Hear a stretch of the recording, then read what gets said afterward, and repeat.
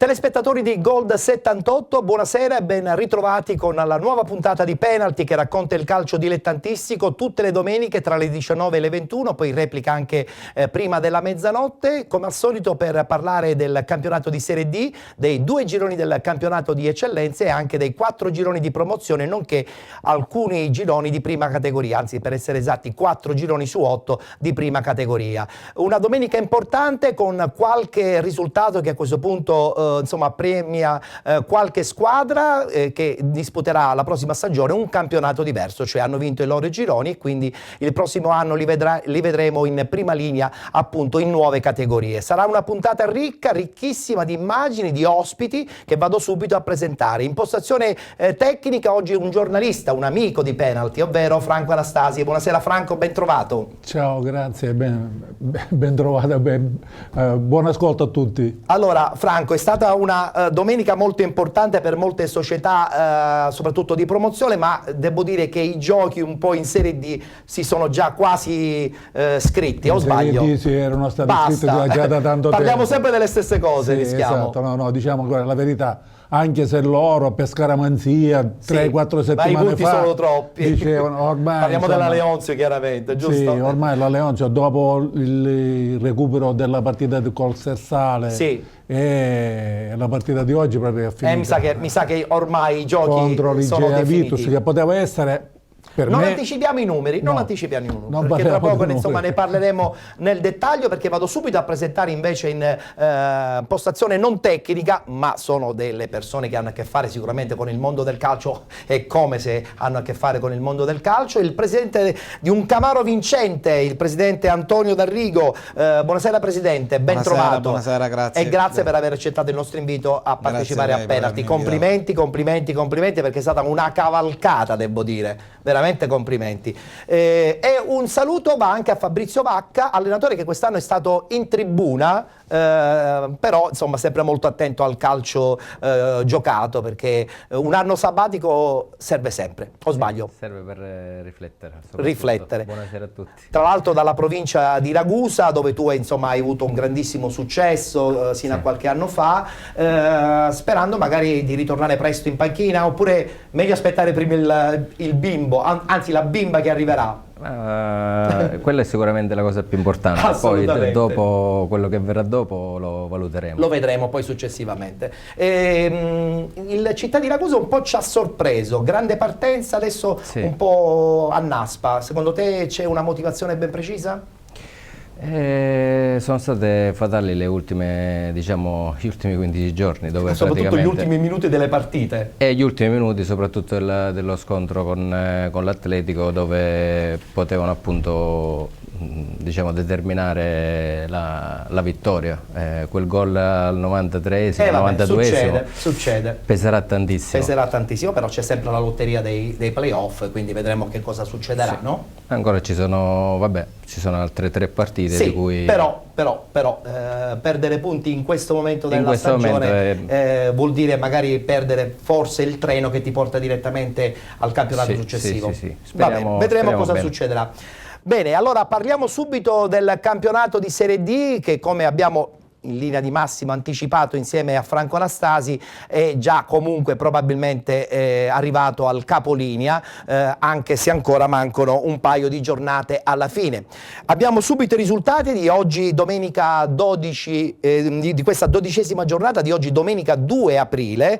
I risultati sono i seguenti: Gladiator Pomigliano 0-0, Cavese batte Castrovillari 1-0, Aversa Normanna batte Città di Gela 3-1, Sarnese batte Città di Gragnano 1-0, Sersale batte Due Torri 3-0, Roccella batte Frattese 3-2, Rende batte San Cataldese 4-1, eccola qui la vittoria sorprendente ma di grande qualità della Sicula, addirittura Barcellona Pozzo di Gotto 1-0 nei confronti dell'Egea Virtus, ed infine Palmese batte Turris 3-1. Da questo risultato capiamo tutti che a questo punto lo dobbiamo gridare ad alta voce, anche se i dirigenti della Leonzio buttano ancora acqua sul fuoco. Io credo che a questo punto più di un piede e mezzo è abbondantemente in Lega Pro per la squadra siracusana. Diamo lettura adesso resto della classifica che vede in testa appunto la Sicula Leonzio con 67 punti e non con 60, erroneamente è stato scritto il 60 ma sono 67, mentre 57 sono i punti della Cavese, 56 per il Rende, 55 punti per l'Igea Virtus, 52 punti per la Palmese, 47 per il Città di Gela, 46 per la Turris insieme alla Frattese, 43 punti per la Gladiator, mentre 39 sono i punti della Città di Gragnano, 37 per il Pomigliano, 36 per la San Cataldese, 32 punti Aversa Normanna, 27 Roccella, 26 Sarnese, 24 punti per il Castrovillari, 12 punti per il Sersale e come tutti ben sanno il Due Torri è stato escluso dopo la quarta rinuncia. Igea Virtus che a questo punto insomma si porta a 10 punti di distacco dalla seconda, dalla Cavese, dato che mancano veramente poche partite, la parola fine credo che a questo punto in questo campionato è stata scritta. Ma guardiamo il prossimo turno che si giocherà giorno 9, sarà la 13ª giornata. Questi gli incontri: Sicula Leonzio Aversa Normanna, Città di Gela Cavese, Castrovillari Gladiator, Città di Gragnano Igea Virtus, Due Torri Palmese, Roccella Sarnese, Pomigliano Rende, Turris San Cataldese ed infine Frattese Sersale. Allora Franco, prima di sentire il nostro inviato Enzo Sortino da Barcellona, che dobbiamo dire? L'abbiamo già detto abbondantemente già da parecchie settimane, insomma la tua voce già è molto chiara già dalle prime battute del nostro programma. Io già l'avevo detto alcune settimane addietro. La Leonzio è nettamente più forte di tutto, l'ha dimostrato nel campo, del resto stiamo parlando di 14 vittorie consecutive che sono veramente una cosa assurda questi campionati, quindi 14 risultati, no 14 vittorie consecutive.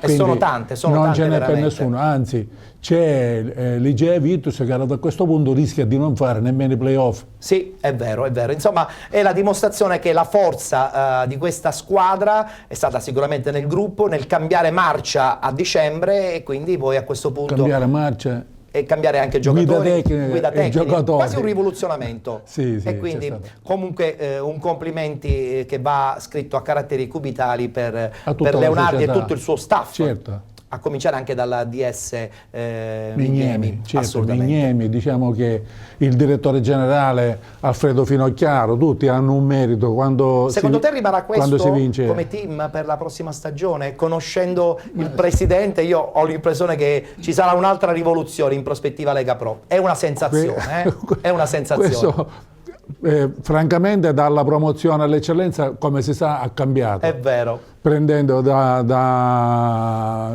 Sebi Catania al posto di Piero Alderisi, poi quasi inaspettatamente poi in Serie D poi non ha vinto il campionato, ha vinto i playoff, però ha portato con Sebi Catania ha vinto i playoff e anche la parte iniziale del campionato non era certamente da buttare via. Così dicono tutti, ma se è stato cambiato l'allenatore evidentemente significa che non andava così bene. Voglio sentire infatti il presidente D'Arrigo del Camaro. Cambiare un allenatore che comunque sin qui era comunque vincente è sempre un rischio, un'arma a doppio taglio e in questo caso Leonardi ha azzeccato tutto perché ha cambiato e c'è stato questo filotto di vittorie continue. Sicuramente lui ha avuto ragione, certo, cambiare in corso è veramente difficile, non sai mai quello che può succedere nel gruppo, non sai quello che può succedere nello spogliatoio. Poi in Serie D che è un campionato impegnativo anche dal punto di vista mentale. Veramente impegnativo, io penso che sia più complicato vincere un campionato di Serie D e vincerne uno di Serie C. È vero. Davvero difficile. Ed è difficile vincerne anche uno di promozione comunque, Presidente. Tutti difficili. Perché soprattutto quelli di promozione sono campionati dove ogni domenica, ogni partita diventa... Tutti i campionati sono difficili dalla terza categoria fino alla Serie A. Però è anche vero che quello di promozione credo che sia ancora più impegnativo dell'eccellenza, dove i tassi di qualità sono notevoli tra le squadre, mentre in promozione bene o male c'è un livellamento. Fabrizio, mentre invece a questo punto secondo te questa Leonzio sarà pronta per la prossima stagione già per essere anche competitiva, perché l'appetito viene mangiando, penso, al presidente, quindi chissà se il prossimo anno penserà veramente di fare una squadra per andare in Serie B. Io penso proprio che... Che parolona la Serie B, pensandoci bene. Mi sono bloccato a quella Serie B che hai detto. Sarà sicuramente una società che saprà strutturarsi per la categoria. Anzi, colgo l'occasione per complimentarmi con il mio amico Davide Mignemi, Davide, certo, che ci conosciamo, e con tutta la società del Leonze, la città di Lentini, che ritorna alla grande. Che sicuramente ritorna tra i palcoscenici che merita. È vero. Quindi speriamo bene, io glielo auguro anche per la Serie B. Perché no? Franco, io credo che Lentini avrà veramente il prossimo anno un palcoscenico importantissimo, perché le squadre che verranno a giocare di nuovo al Nobile saranno di grande caratura, perché la Lega Pro è sempre comunque una lega che, insomma, grandi, tutte le categorie, ma in modo particolare la Lega Pro della prossima stagione, i gradini da una serie a un'altra sono importanti. Vero. Evidentemente, parlando di Lega Pro, non è come il campionato, anche se la Serie D, per inciso, non è che si può considerare un campionato dilettantissimo. No, vabbè. Diciamo poi che proprio quest'anno non penso proprio. Quest'anno proprio in particolare. Infatti. Stiamo vedendo l'arrivo della squadra proprio a Barcellona, molta pioggia, è stata una partita sicuramente molto intensa, tra poco Enzo Sortino ce la racconterà, ed è la dimostrazione comunque che la squadra ha veramente raggiunto il top grazie a quest'unione di intenti tra tutti i giocatori, in una maniera quasi esagerata. Non so se sei d'accordo. Certo che sono d'accordo, insomma il campo poi è sempre quello che dice la verità, certo. E quindi c'è poco da discutere, perché effettivamente in società il pubblico, perché i tifosi hanno avuto anche un ruolo importante. Il pubblico fa tanto, è vero. È vero. Quindi insomma, secondo me poi che la Leonzio possa fare un altro salto consecutivo, l'appetito viene mangiando. Io credo che 3 consecutivi. Il presidente ha questa grande voglia di scommettersi, e io sono molto convinto le che possibilità economiche ce le ha per fare anche la Serie B, se è per questo. E queste cose sono importanti. Quindi, per una società, io credo. Poi bisogna vedere se Lentini è in grado di sostenere anche una Lega Pro e andare anche avanti. Chiaro. Certo, non è che soltanto con i proventi degli incassi si può mantenere una squadra, perché poi ci sono tante altre cose. Scatteranno anche dei piccoli diritti televisivi che aiutano moltissimo la Lega Pro. Dovremmo avere in collegamento il nostro inviato Enzo Sortino, vediamo se mi confermano il tutto. Pronto Enzo? Sì, buonasera Ettore, sono pronto. Buonasera, allora Enzo, noi ogni volta diciamo sempre le stesse cose, diciamo sempre che ormai è fatta, ormai la squadra ha raggiunto questa benedetta Lega Pro. Tu che ne pensi? E a questo punto dacci i numeri e dacci la verità. Fra 3 settimane si potrà sapere effettivamente la verità. Comunque si pensa sicuramente che ormai da Leonzio in Lega Pro, però ancora ci sono 5 gare da disputare, e fra queste 5 c'è Gela e Rende. Non so se ho detto qualcosa di interessante. Penso che sia comunque sempre sono delle squadre abbordabili, però dai, non credo che ci siano grandi problemi. A partire da domenica con la Versa Normanna non ci dovrebbero essere problemi, visto che la Leonzio è andato ad espugnare i campi di Cava dei Tirreni. Infatti, di Cava dei Tirreni soprattutto, devo dire. Della Nuova Egea non ha... però... Senti, che partita è stata quella di oggi? Ma è stata una partita, se così si può definire, perché si è giocato su un campo al limite della praticabilità, ha piovuto quasi per tutto l'intero arco della partita. La Leonzio al contrario si doveva difendere e poteva essere avvantaggiata da quel tipo di terreno, mentre è stata propositiva ed è andato in gol con Gallon al 40° del primo tempo. Bene, a questo punto sarà una settimana ancora una volta molto intensa, il pubblico sarà come al solito vicino alla squadra. Il mister, secondo te, come preparerà a questo punto questa partita, che sicuramente è veramente la partita di chiusura, secondo me, della stagione per quel che riguarda la posizione? A proposito del pubblico, c'è da dire che quest'oggi c'erano circa 350 tifosi bianconeri. E stiamo parlando di Serie D, e stiamo parlando di Serie D, ormai lentini tra Facebook e bar e comigno che ci sono in giro, si parla solamente di bianconero. C'è molto entusiasmo perché l'ha portato sia il presidente Leonardi, che in 4 anni ha fatto quasi 3 promozioni abbastanza importanti, certo, e soprattutto il tecnico Ciccio Cozza, che ha fatto 14 vittorie di fila. Non per niente la Leonzio è la migliore difesa di questo campionato, mentre la peggiore, dando un dato, è quella del Fersale con 57 reti subite contro i 20 della Leonzio.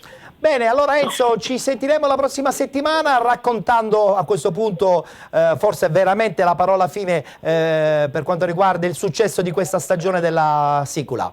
Probabilmente sì. Grazie Ettore, grazie anche a te. Ospiti. Grazie a Enzo Sortino, buona serata a tutti. Il nostro inviato per quanto riguarda la Sicula Leonzio per questa stagione 2016-2017. Adesso parliamo di eccellenza, diamo subito lettura dei risultati di questa 13ª giornata di ritorno di oggi domenica 2 aprile 2017. La partita Parmo-Val Alba Alcamo è stata rinviata. Folgore Selinunte batte Atletico Campofranco 2-1, Riviera Marmi batte Licata 1-0, Mussomeli batte Mazzara 2-1, a Marsala Paceco batte Marsala 3-0, Dattilo Noir batte Castelbuono 2-0, a Gela Pro Favara batte Terranova Gela 6-0 ed infine questa è sicuramente la partita che un po' ci sorprende nel risultato finale, la Nissa batte il Troina per 2-1. Questo cosa vuol dire? Che ancora una volta la classifica cambia quando mancano soltanto 2 giornate al termine, tra l'altro si giocherà mercoledì la 14ª giornata. A proposito, guardiamo il tabellino proprio degli incontri che si disputeranno mercoledì, perché poi il campionato si fermerà e riprenderà subito dopo Pasqua. In classifica abbiamo comunque il Paceco con 56 punti, il Troina con 53, tra poco vedremo anche il tabellino, Folgore Selinunte con 51, Rivera Marmi con 48 punti, Dattilo Noir 45, 43 per l'Alba Alcamo, 40 punti per la Nissa,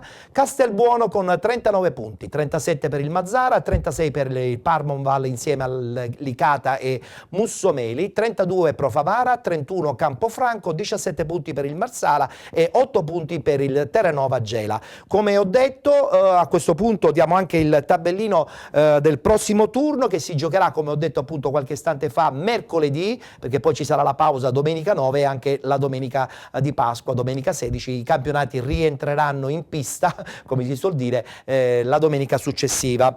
Il prossimo turno vede in scena il seguente tabellino: Licata Dattilo, Troina Folgore Selinunte, questo è un big match molto importante, Atletico Campofranco Mussomeli, Mazzara Parmonval, Marsala Castelbuono, Alba Alcamo Riviera Marmi, Pro Favara Nissa, Paceco Terranova Gela. Allora, Franco, guardando un po' il prossimo turno, capiamo subito che il Paceco è veramente a un passo, perché questo passo falso del Troina... Col Terranova, giustamente. Credo che ormai... Marsala oggi, Terranova mercoledì. È vero. Poi l'ultimo passo sarà di nuovo con la Nissa, per quella squadra che oggi ha battuto il Troina, e ci dispiace. È vero. E quindi il Troina adesso rischia di giocarsi tutto con la Coppa Italia. Esatto. E allora, a proposito di Coppa Italia, adesso vi facciamo vedere il servizio della bella vittoria comunque fuori casa per la squadra di Pagana, che è andata a vincere ad Avezzano, dove non è mai facile vincere. E ci guardiamo il servizio appunto della vittoria per 1-0 del Troina in quel di Avezzano. Una rete del numero 13 Romeo, messa a segno alla mezz'ora della ripresa, decide la gara di andata valida per la semifinale nazionale di Coppa Italia di eccellenza. Ha vinto il Troina sugli schermi in maglia gialla contro il Paterno, e quindi onore ai siciliani, che hanno confermato di essere una gran bella squadra, fortissima fisicamente e altrettanto valida sul piano della tecnica pura, grazie anche ai numerosi stranieri che annovera nelle proprie fila. Partita di non facile decifrazione, quella tra abruzzesi e isolani, perché le due squadre non hanno mai rinunciato ad attaccare, ma lo hanno fatto sempre tenendo un occhio di particolare riguardo alla fase difensiva. Marcature rigide, ma comunque sempre a zona. Si inizia con una opportunità per gli ospiti, quando un rimpallo in area del Paterno consente a Diallo di colpire di testa, ma Serpietri è ben piazzato. Passa un minuto e l'occasione capita ai marsicani. Aquino lavora palla e cede a De Iorio. Da questi in direzione di Kras, che mette al centro un pallone pericoloso che i difensori ennesi deviano in calcio d'angolo. Sugli sviluppi del terzo corner il Paterno va anche in gol, ma il fallo sul portiere è abbastanza evidente e l'arbitro non ha difficoltà ad annullare. 27esimo, cross sbilenco di Fricano e la palla per poco non sorprende Serpietri, che evidentemente non si aspettava il cambio di traiettoria. 40esimo, assolo di Leccese sulla destra con assist finale a beneficio di Bolzan, che si gira in un fazzoletto e conclude alto sulla traversa. E per chiudere la prima frazione vi mostriamo questo destro di Facundo da 40 metri, una bomba che si spegne al lato, ma non di molto. Poi si fa male seriamente Diallo, che viene sostituito dal possente Romeo. E passiamo alla ripresa. Si inizia con Aquino che va sul fondo e crossa indietro per Leccese, che va a colpire di testa, ma la palla picchia contro la base del palo, strozzando in gola ai nerazzurri l'urlo del gol. La risposta ospite è in questo cross di Romeo e colpo di testa finale di Fernandez, che si perde alto. Lo 0-0 non si schioda e allora i due tecnici iniziano con le prime sostituzioni. Nel Paterno escono Bolzan e Leccese per Albertazzi e Puglia. Fuori anche Fernandez nel Troina per far posto a Melillo. Un cross di De Iorio dal fondo sembra buono per Aquino, che però arriva con un attimo di ritardo all'appuntamento col pallone. Poi Lucarelli toglie anche Vitale e di colpo il Paterno perde il faro a centrocampo. È il 24esimo e 6 minuti dopo il Troina passa. C'è un lancio dalle retrovie per Romeo, che approfitta di una scivolata di D'Amico e fila via verso Serpietri. Destro verso l'angolo più lontano sull'uscita del portiere e gli isolani passano in vantaggio. Al Paterno sembra crollare il mondo addosso, ma l'11 di casa ha una reazione che vale quasi il pareggio. È il 36esimo quando Di Rocco molla un destro da 35 metri che costringe Lizzoni al volo laterale per evitare il peggio. E poi le due occasioni mancate clamorosamente da De Patri, che al 24esimo aveva sostituito Vitale. Nella prima circostanza il numero 18 schiaccia troppo il pallone di testa dall'interno dell'area piccola, quando già tutti avevano gridato al gol. 6 minuti più tardi, sul traversone di Puglia, la palla buona l'ha ancora De Patri, ma neppure stavolta l'attaccante azzecca la capocciata vincente. L'ultimo sussulto vede Di Ruocco districarsi a dovere sulla sinistra e appoggiare indietro per Aquino, che tira di sinistro, ma Lizzoni blocca a terra e dopo 4 minuti di recupero il Troina può festeggiare e guardare alla gara di ritorno con malcelato ottimismo.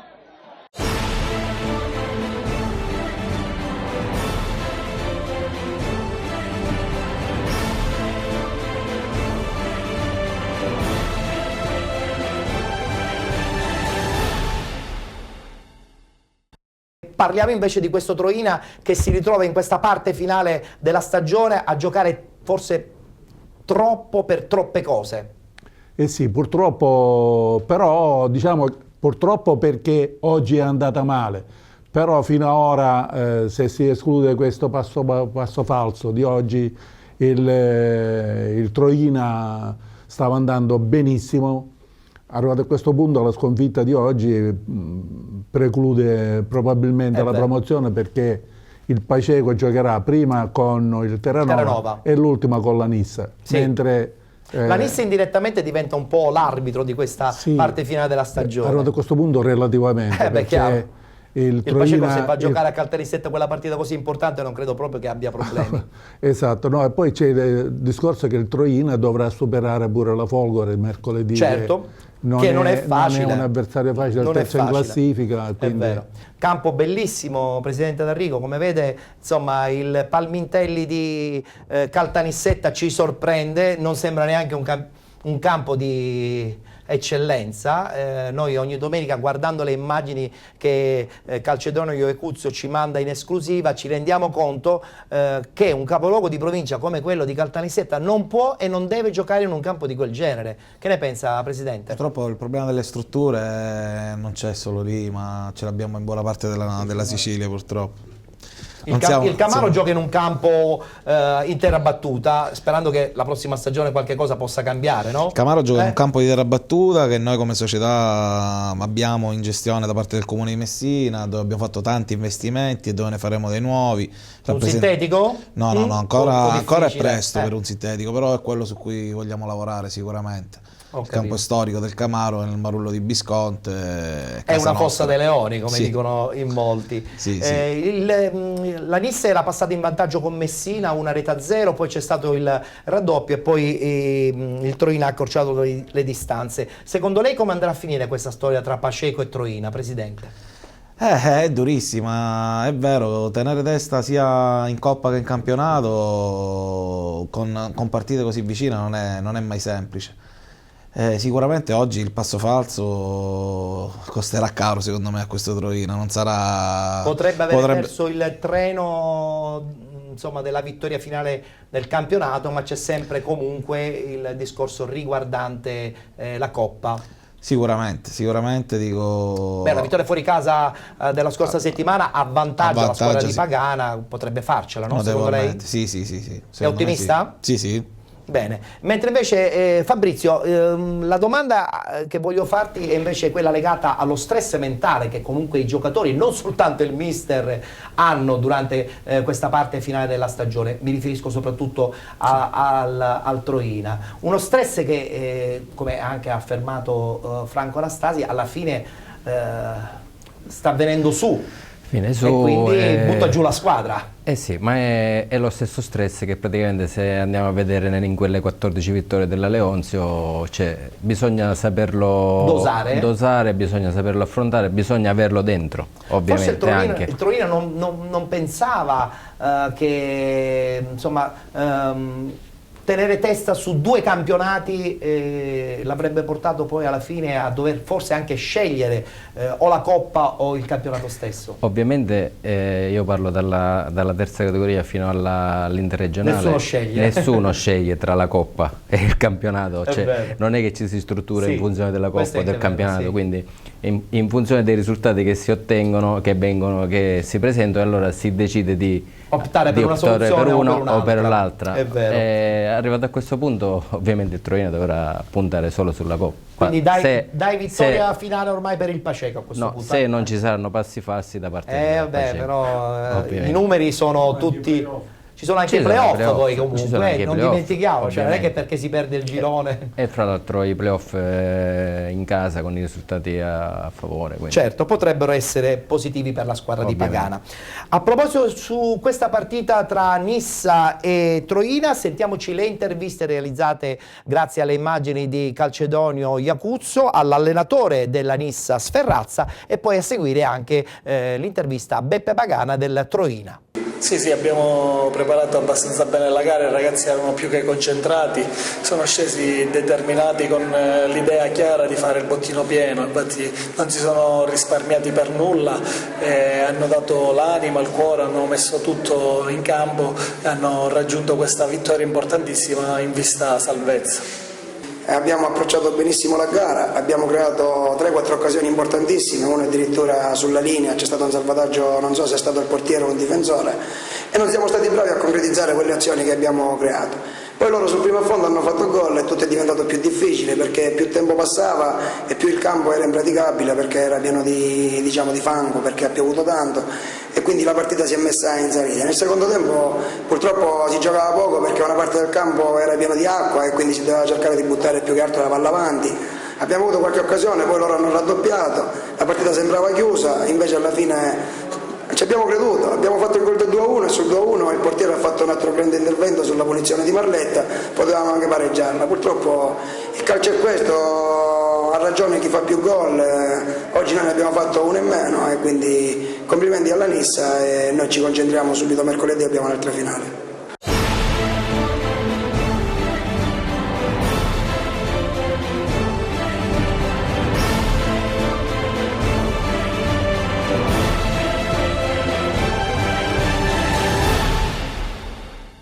Eccoci rientrati in studio, insomma c'è dell'ottimismo comunque nella sportività straordinaria di Beppe Pagana. Franco, io credo che comunque Beppe è già pronto, forse anche per qualche piazza anche un po' più impegnativa rispetto a Torino, senza nulla togliere al lavoro meraviglioso che sta facendo appunto a casa propria.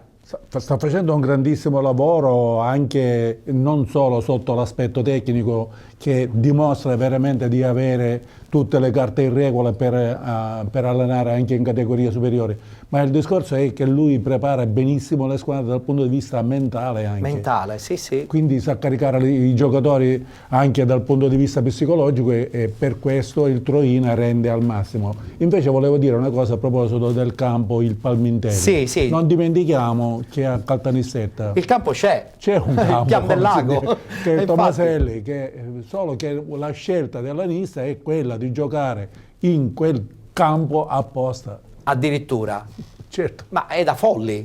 È da folli. Ma è da folli perché ci va a giocare, per loro no, perché praticamente per loro Ma si parla comunque di un campo anche un po' inagibile, quello di Pian del Lago. No, non è inagibile. Non è inagibile, No, mi non è confermi inagibile. che non è inagibile? No, ecco, appunto, non no, è perché ci sono inagibile. voci... Altrimenti non potrebbe giocare, quindi infatti. non solo non è agibile il campo, non è agibile nemmeno il terreno di gioco, nemmeno la tribuna.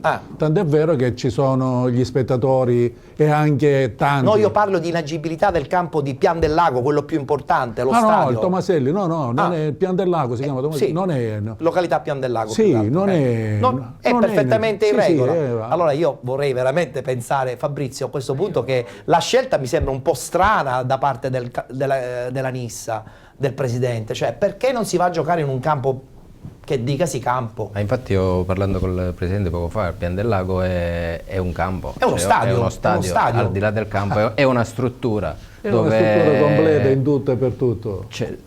Guardando praticamente le immagini, guardando quella terra battuta, no, è da folli, quella terra battuta e pensando a Pian del Lago, che poi tra l'altro la cosa che mi sorprende, guardando certe volte alcune partite anche del Camaro, presidente D'Arrigo, anche quando ha piovuto parecchio, quel campo tiene, però vedo pochissime pozzanghere, mentre invece il campo di Caltanissetta quando piove diventa praticamente un lago. Sì, se uno ci lavora sui campi di terra battuta ci lavora veramente bene, a volte sono migliori dei veri campi in erba. Sì, è vero, è vero. Però la terra battuta quando è veramente terra battuta è manutentata. Esattamente. Vabbè, vedremo che cosa come succederà. Un po' come il campo di Via Grande, per esempio. Come il campo di Via Grande, che ha comunque un ottimo terreno in terra battuta. In terra battuta però si gioca bene. Si gioca molto bene, è vero. Parliamo adesso del campionato di eccellenza Girone B, anche qui insomma sembrerebbero i giochi fatti. Poi voglio sentire in modo particolare anche il nostro Franco Anastasi, che segue in maniera continua e diretta proprio questo Girone B con il tuo amico Mister Strano, che festeggerà credo già mercoledì la promozione. Ma penso che già possono festeggiare. Tra l'altro vedremo tra poco uno spot che alcuni giocatori del Palazzolo hanno realizzato, così per far arrivare più gente possibile allo stadio, per spingere, se ce ne fosse bisogno, la squadra a questa ennesima vittoria. Si giocherà tra l'altro col Biancavilla, quindi non è neanche tanto facile la partita, però basta un punto e quindi... Biancavilla oggi ha perso in casa. Sì. Guardiamo i risultati allora. A questo punto Biancavilla direi che è in caduta libera. In caduta libera. 13ª giornata, Belpasso a Ciriale batte Belpasso 8-1, Pedara San Pio X batte Città di Rosolini 2-0, Città di Scordia batte Città di Sant'Agata 2-0, vittoria del Giarre contro il Pistolina per 3-2, Milazzo batte Sporting Taormina 2-1, Real Avola batte Rocca di Caprileone 1-0, Palazzolo batte Torregrotta 4-1 ed infine Sporting Via Grande batte Biancavilla 2-1. Risultati un po' a sorpresa, Franco, no? Soprattutto la sconfitta del Sant'Agata. Ci sono 6-2, sì. 6 vittorie in trasferta su 8 partite. Un po' strano secondo te? Un po' sì. Un po' strano, va bene. Guardiamo la classifica così poi la commentiamo insieme ai nostri ospiti. Grazie alla regia. 62 punti per il Palazzolo, 58 punti per la Ciriale, 53 punti per il Città di Sant'Agata di Militello, 55 per Pedara San Pio X e Milazzo, 48 per il Città di Scordia, 42 per il Giarre, 40 per Sporting Taormina e Città di Rosolini, 37 per Biancavilla e Real Avola, 36 Sporting Via Grande, 34 Rocca di Caprileone, 17 Pistolina, 10 punti per Belpasso e Torregrotta. Allora, guardiamo subito il prossimo turno, così poi avremo modo anche di commentare ancora più da vicino questo interessantissimo girone B del campionato di eccellenza. Si giocherà come ho detto poc'anzi, anche in questa occasione mercoledì 5 aprile, questi gli incontri: Palazzolo Biancavilla, Aciriale Scordia, Rocca di Capreleone Belpasso, Città di Sant'Agata Pistunina, Pedara San Pio X Real Avola, Giarre Taormina, Città di Rosolini Sport in Via Grande ed infine Milazzo Torregrotta. Bene, commento subito immediato, non sul Palazzolo perché ne abbiamo già la lotta aperta per quanto riguarda i playoff, la migliore posizione. La migliore posizione, la Ciriale parte in questo momento in una posizione assolutamente di prestigio. In questo momento sicuramente il secondo posto sarà sembra che sia della Ciriale.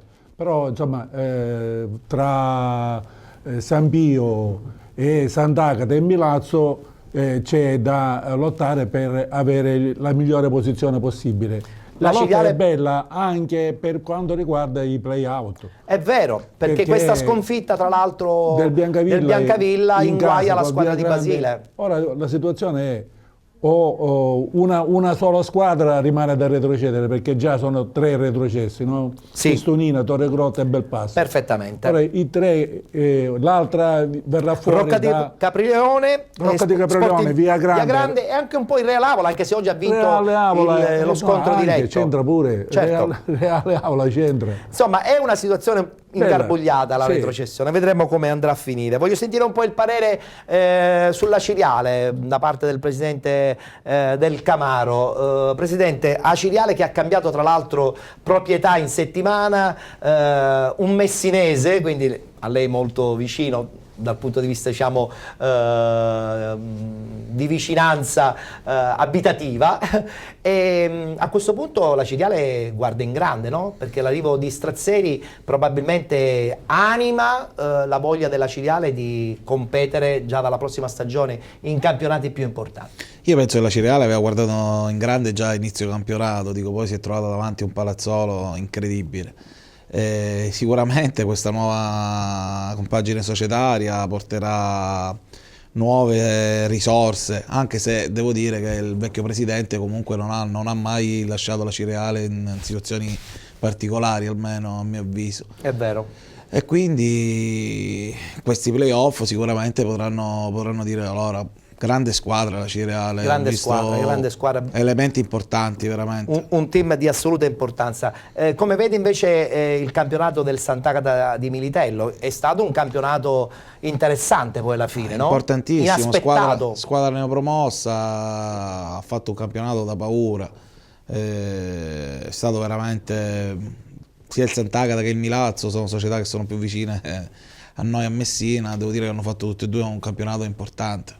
Abbiamo delle immagini sottofondo sul Palazzolo, perché dobbiamo chiudere proprio questa parentesi del Palazzolo dicendo che comunque il Palazzolo ha ampiamente, secondo me, Fabrizio, meritato di vincerlo questo campionato, soprattutto per questa seconda parte travolgente. Ha recuperato punti a tutti e li ha addirittura superati notevolmente. Sì, sicuramente sono dei meccanismi che si innescano con le vittorie. Non ricordo qual è stata la vittoria determinante per il Palazzolo, ma ha vinto praticamente quasi con tutti, con la Ciriale, ha vinto veramente con tutti. Sicuramente pareggiato, sì, sicuramente, però ha vinto col Sant'Agata. Sicuramente sarà stato così come il Sant'Agata, praticamente sono delle squadre che inizialmente non si spenderebbe un euro, come dicevamo poco fa. Però si stanno quegli equilibri che fanno diventare quel gruppo determinante e quindi importante e arrivano appunto i risultati. Franco, si ritorna in Serie D per il Palazzolo con una bella struttura in erba sintetica, una bella società, credo che potrà dire la sua anche la prossima stagione, quasi con la stessa intelaiatura volendo, no? Ma anche perché praticamente non dimentichiamo che i fratelli Cutrufo sono sia nel Palazzolo che nel Siracusa, certo. Quindi praticamente si interscambiano i giocatori. È servito l'arrivo di Baiocco, secondo te, a questa squadra? È stato il plus in più? Ma può darsi, sinceramente io non ci giurerei, perché Baiocco non fa più la differenza. Gioca molto d'esperienza. Anche se però mi hanno detto che corre tantissimo in campo. Sì, soprattutto dal punto di vista agonistico è importante a Baiocco. Sono 40 perché adesso, non è uno che anni. tira indietro la gamba, anzi. 40 anni di successi, chiudendo una carriera così importante a Palazzolo fa piacere però, no? Ma certo, penso che servirà ancora alla causa del Palazzolo, perché una volta che è andato via da Siracusa, perché ci saranno stati dei motivi per cui tra lui e Sottil tra l'altro amici per la pelle, tra l'altro. Erano. Non lo so. Poi evidentemente... So che erano sempre insieme, voglio dire. Sì, erano insieme, poi a un certo punto però hanno deciso di per sciogliere questo strada. matrimonio. Va bene. Allora, ci saranno tutti gli intenti giusti a Palazzola Acreide per spingere la squadra mercoledì in questo incontro contro il Biancavilla, per permettere appunto alla squadra di Strano, anche solo con un punto, di raggiungere la sospirata Serie D. E proprio tutta la squadra ha realizzato uno spot divertentissimo che adesso guardiamo tutti insieme. Samu, come ti stai trovando a Palazzolo? Io sono contentissimo di celebrare questa famiglia. E sono arrivate pure le belle giornate dopo tutto il freddo. Ma ci pensate che se mercoledì vinciamo il campionato sia davvero un sogno andiamo in Serie D? Ma mercoledì verranno palazzolesi? Andiamo a piede. Andiamo.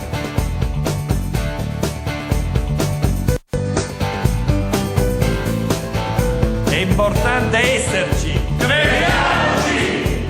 Stiamo vivendo un sogno che adesso è realtà. Crediamoci! Di fronte. Crediamoci! Crediamoci! Crediamoci. Crediamoci! Crediamoci! Crediamoci. Forza Palazzolo. Crediamocela! Tutti allo stadio. Tutti allo stadio! Sì, mercoledì che fate? Tutti allo stadio! Laura, mercoledì dove sarai? Tutti allo stadio! Insieme forza Palazzolo! Crediamocela! Prego, comunque sempre forza Palazzolo. Forza Palazzolo! Sempre forza Palazzolo! Mercoledì tutti allo stadio! Sempre forza Palazzolo! Riprendiamocela! Crediamoci!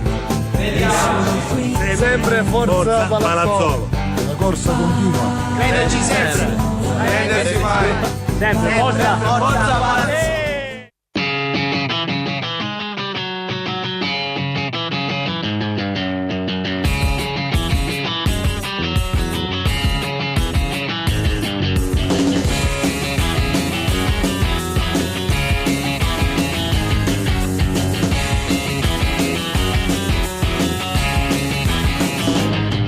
I could go out in the dark, I see you calling my name. I hear you shouting, hear you calling, but it's not the same. Every word that you are throwing right into my back doesn't matter to me, cause I'm keeping my track. Let me go. Let me go. Let me go. Stop talking, let me go.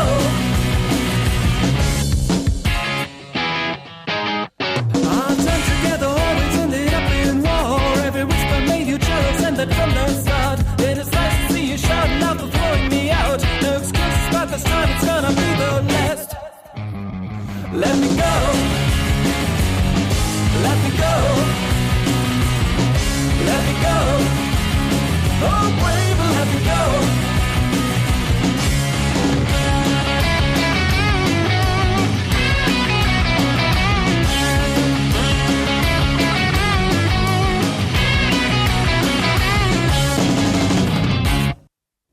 Vi aspettiamo tutti al Penalty Awards, è già uscita la data ufficiale, 12 giugno, Teatro Nino Martoglio di Belpasso, dove ci sarà questo galà dedicato interamente al calcio dilettantistico, con la premiazione dedicata ai migliori tecnici, ai migliori dirigenti, ai migliori giocatori, e ci saranno anche premi speciali importantissimi. Tra l'altro, Franco, ne sei stato protagonista, premiato, protagonista. È un momento in cui tutto il calcio si ritrova in questo che è diventato ormai, credo, un premio molto importante e molto seguito. Allora, è molto ambito. È molto ambito perché c'è il discorso delle nomination e si svela il nome del vincente solo in quell'istante, quando si apre la busta. Le nomination chiaramente usciranno i primi di giugno, e lì insomma sapremo chi quest'anno si porta a casa un penalty importante. Tra l'altro, insomma, Fabrizio, qualche anno fa hai vinto un premio come miglior allenatore di prima categoria, sì. complimenti ancora. Sì, è stata una bellissima emozione. È vero, è vero. Al cortile Platamone, se non ricordo male. Cortile Platamone, location fantastica. Sì. Ma devo dire che anche quella che ci sarà per quest'anno con il comune di Belpasso non sarà da meno. Il Teatro Nino Martoglio vedrà sicuramente la luce giusta per questo evento. Abbiamo una fotografia, Franco, un po' particolare, quella del passaggio delle consegne tra Stracuzzi e D'Amico della Ciriale. Eccola qui, l'abbiamo voluta mettere perché voglio sentire il tuo parere. L'arrivo di Stracuzzi ad Aciriale quanto inciderà? Che domanda. No, non è questo, quel signore non è Stracuzzi. Non è Stracuzzi, è il rappresentante perché ufficiale. È il suo vice. Sì. Sinceramente è un punto interrogativo. Anche troppo? Perché ad Aciriale già è successo, sono successe anzi altre volte che subentrano dirigenti, alcuni presidenti sono molto strani che sono quindi arrivati, siccome ci sono già esperienze negative, noi naturalmente non stiamo mettendo le mani avanti. Assolutamente, giusto Franco, bravo. Stracuzzi è stato anche presidente del Taormina, se non ricordo male, che poi il Taormina però è fallito. C'è anche l'ultima esperienza a Messina. Perché guardi il presidente del Camaro? Che si è ritirato. Loro sono una società giovane che sta crescendo e credo veramente che ne sentiremo prestissimo parlare. Il Camaro ha ammazzato il campionato, sembrava che dovesse essere il Città di Messina. E invece le cose sono andate diversamente. Il Città di Messina ha recuperato dopo però con Bellinvia, sottolineiamola questa cosa. No, non ha recuperato. Ha oggi recuperato un pochino, oggi addirittura ha perso in casa. Voglio dire, però è ancora in corsa in coppa comunque. Comunque, la Ciriale noi ci auguriamo non solo che Stracuzzi faccia bene per la fine di questo campionato, ma anche soprattutto per il prossimo. Anche perché così finalmente i tifosi accesi vivono in serenità la domenica. Perché ogni domenica diventa un dramma per i tifosi della Ciriale non contestano tutto e tutti. È tutto. Quindi ci auguriamo. Pensano troppo alla Serie B del passato. Aciriale è una piazza difficilissima sotto l'aspetto dei tifosi, della tensione. C'è troppa tensione e quindi bisogna che vadano giocatori, allenatori che sono abituati dalla scorzatura a subire lo stress, perché altrimenti i giocatori si perdono. È vero. Quindi l'avvento della nuova dirigenza, ci si augura con questo avvento che la Ciriale possa tornare ai fasti di una volta. Allora, merita. Ritorna però ufficialmente ai fasti del passato il Camaro. Il presidente lo dobbiamo liberare tra poco, pertanto anticipiamo leggermente soltanto sul Camaro il campionato di promozione che generalmente fa parte della seconda parte. In questa prima parte inseriamo il Camaro proprio perché c'è la presenza del presidente. Allora, tra poco guarderemo il servizio, guarderemo anche un po' la festa finale. Un Camaro che ritorna in eccellenza dopo un paio di anni, un Camaro che questa volta ho l'impressione abbia le basi giuste per far sognare l'altra Messina che magari non tifa Messina. No, tanto noi siamo tifosi del Messina e questo ci teniamo a dirlo. Il Camaro che ha lavorato bene in questi ultimi 3 anni, si sono visti i risultati, abbiamo vinto 2 campionati in 3 anni. Adesso chiaramente siamo super felici. Certo. Siamo pronti già da un po' di tempo, dico, nonostante, visto il vantaggio che si era creato in classifica, abbiamo cominciato a lavorare per il prossimo anno perché vogliamo fare le cose per bene. Settore giovanile alla grande, tra l'altro. Stiamo lavorando, il nostro nuovo progetto è proprio sul settore giovanile, stiamo lavorando su un progetto importantissimo per portare avanti il settore giovanile ancora di più. Che diventa un po' il fulcro anche per la società che deve venire nei prossimi anni. Allora guardiamocela questa bella vittoria proprio ad Aciriale contro il Real Aci 2-1 che è valso a questo punto il pass definitivo verso il campionato di eccellenza per il Camaro.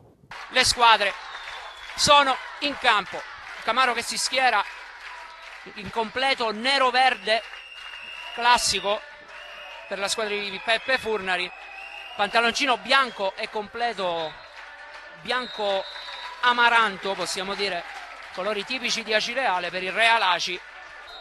E la gara inizia adesso, inizia Real Aci, Camaro con il Real Aci a gestire la prima palla con Tola, pressato subito da Bonamonte. Tola riesce a girarsi e a cercare Il numero 11 Tanasi con il tacco ha provato a servire un compagno, si trattava di Cutuli, ma c'è Arena, poi Cappello, può ripartire il Camaro, la palla verso la Rocca, autore di una tripletta. Ancora una rimessa in favore della squadra di Peppe Furnari, già battuta da Mondello. Paludetti prova a girarsi, riesce a saltare un uomo, è al vertice, esce dall'area di rigore, riesce a mettere in mezzo, c'è Munafò che aggancia, Munafò con l'esterno! Al 10° minuto! Munafò va a portare in vantaggio il Camaro, una rete importantissima per la squadra neroverde. Che palla di Paludetti a centro area, che aggancio e che gol con l'esterno per Ciccio Munafò, che porta in vantaggio al 10° minuto il Camaro. Che tempo arriva il rilancio, Arena subisce forse fallo, non è così secondo l'arbitro. Tanasi prova l'imbucata per Febbraio, è buona, c'è l'uscita di San Matrice, pallonetto di Febbraio che cade giù e calcio di rigore. Calcio di rigore in favore del Real Aci. Calcio di rigore, parte, manca con il sinistro e lo mette fuori! Non cambia il parziale, l'errore dal dischetto di Manca. Resta sull'1-0 il punteggio in favore del Camaro. Che errore di Manca, che finta! E poi spiazza San Matrice, ma la palla è fuori. Ed inizia adesso il secondo tempo tra Real Aci e Camaro. Arena prova ad aprire subito per Bonamonte, all'indietro verso Munafò.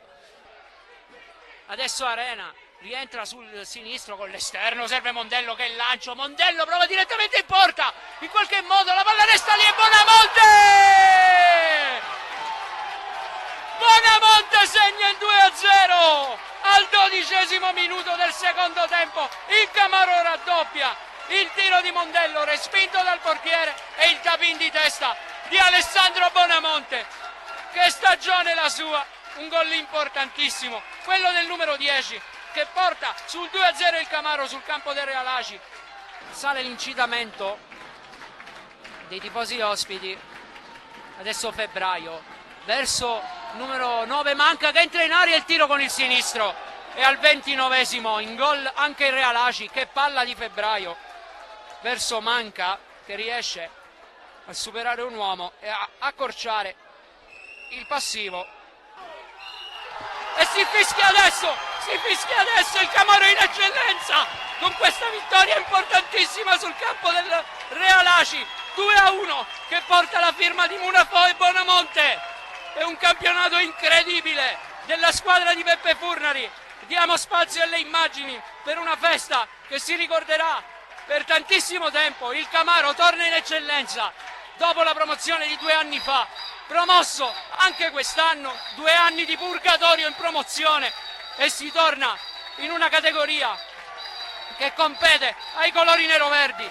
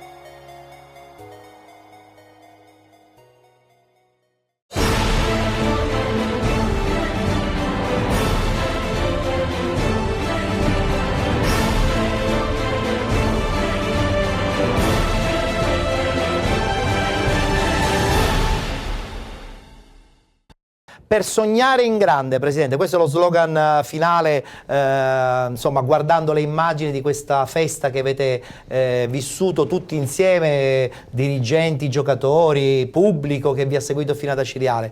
È la frase giusta secondo voi? Sì, come no, certo. È di buon auspicio sotto di buon questo punto di auspicio. vista. Abbiamo sognato veramente in grande da inizio stagione. Qual è stato il momento in cui avete pensato veramente di averlo vinto questo campionato? La vittoria esterna sul campo del Terme Vigliatore sicuramente. Lì venivamo dalla sconfitta subita con la Ionica, quindi tutti pensavano che avremmo subito il colpo, siamo andati a Terme, il campo difficilissimo, e invece abbiamo vinto, e lì devo dire che è stata la svolta definitiva. E per la prossima stagione, insomma, vi state già organizzando anche per quanto riguarda il gruppo, non soltanto per il settore giovanile, ma anche proprio per il gruppo, oppure qualche piccola modifica verrà effettuata? Sicuramente partiremo da una grande riconferma di gran parte del gruppo e andiamo a mettere qualche altro elemento di spessore. Anche perché il campionato d'eccellenza, come tutti ben sanno, è un po' più impegnativo, anche dal punto di vista economico. Sicuramente, ma noi... Se ne parla poco quando ci sono questi giorni di festa, invece poi bisogna pensare che insomma le spese sono notevoli. Siamo supportati fortunatamente da tante aziende locali come sponsor.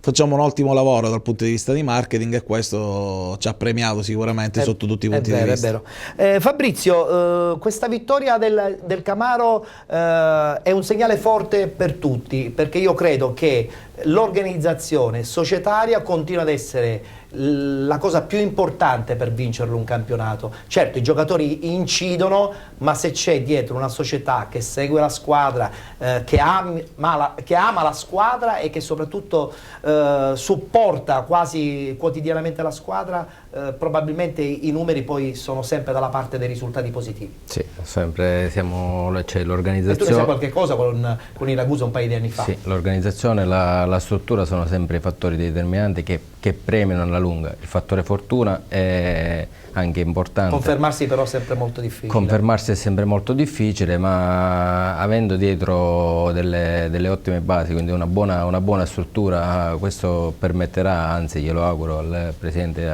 Camaro, di poter fare un buon campionato e di raggiungere gli obiettivi che si prefisseranno per la prossima stagione. Per adesso gli facciamo godere la vittoria. Assolutamente. Alle spese poi ci penseranno dopo. Non parliamo di spese perché insomma bisogna fare un regalo alla squadra, però ancora non avete pensato di preciso quale potrebbe essere il regalo finale.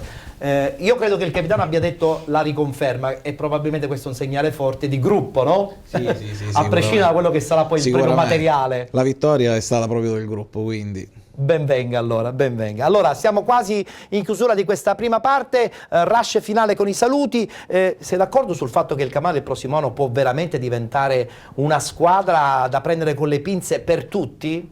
E questo bisognerà vedere all'inizio come si organizzeranno, perché il passo da una categoria a un'altra, dalla prima alla promozione, il famoso gradino, c'è sempre, quindi le squadre vanno sempre rafforzate. Poi ci sono segnali positivi perché ci sono squadre come il Gela prima, la Leonzio successivamente, che vincere 2 o 3 campionati consecutivi non è mai difficile quando ci si organizza per tempo. L'abbiamo detto che la società diventa un punto fondamentale. E quindi lo può fare benissimo anche il Camaro, anche se non ha il campo all'altezza della situazione. Però ha detto che ci sta lavorando il Però potrebbe giocare al Celeste. Ci sta lavorando. Potrebbe giocare al Celeste. Potrebbe giocare al Celeste, Presidente. Ma noi intanto dobbiamo mantenere la categoria il prossimo anno, quindi dobbiamo restare con i piedi. Vedremo cosa succederà allora. Come struttura e fortuna e fortuna possiamo pensare per esempio al Canicattì, che l'anno scorso, pur essendo abbastanza strutturato, perse la finale e invece adesso ha vinto il campionato con la 2 anni consecutivi e ha perso i playoff. Infatti. E il fattore fortuna lì è stato abbastanza quest'anno è stata rilevante. una passeggiata per il Canicattì, non me ne vogliono chiaramente. È stata una cavalcata.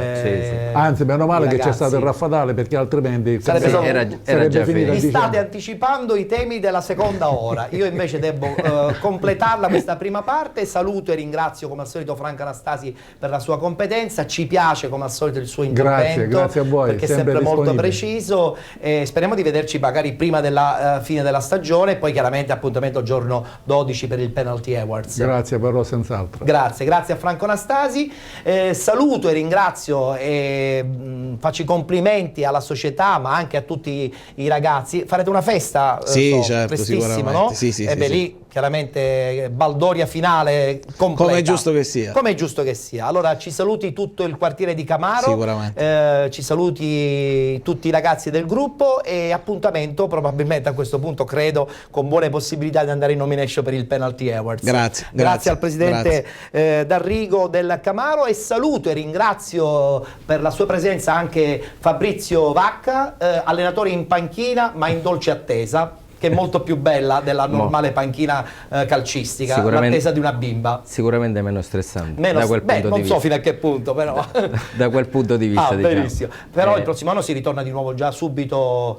Valuteremo. D'altra parte non credo che ti manchino le richieste. Nella zona del Ragusano sei il top, diciamolo pure, lo dico io. Grazie per la tua stima. I numeri parlano dalla tua, quindi voglio dire, qualcuno si deve facilmente ricordare quello che è stato Fabrizio un paio di stagioni fa, quindi non si può mettere da parte.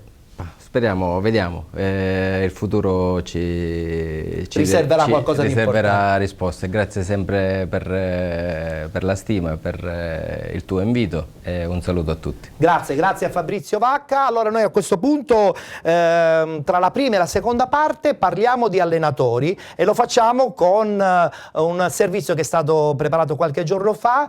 Siamo nella parte finale del corso di allenatori che si è svolto a Pedara, si sta ancora svolgendo a Pedara perché si concluderà la settimana prossima, e per l'occasione abbiamo avuto modo anche di parlare con il Gotha del calcio siciliano.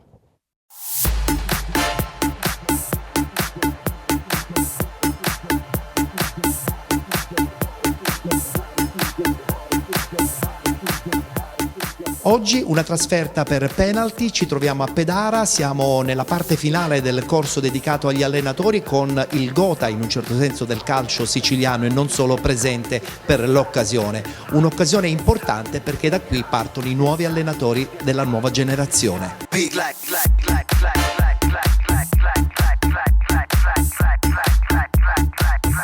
Il corso allenatori è stato affidato a noi dal settore tecnico, lo abbiamo gestito, lo continueremo a gestire fino al 14 aprile, è iniziato il 16 di gennaio, quindi è un corso abbastanza lungo, molto impegnativo, che ha visto la partecipazione di 34 allievi che sono stati molto presenti, molto bravi a partecipare con costanza a tutte le lezioni che sono state tenute da docenti che vengono da Coverciano, docenti che sono stati scelti nella nostra zona.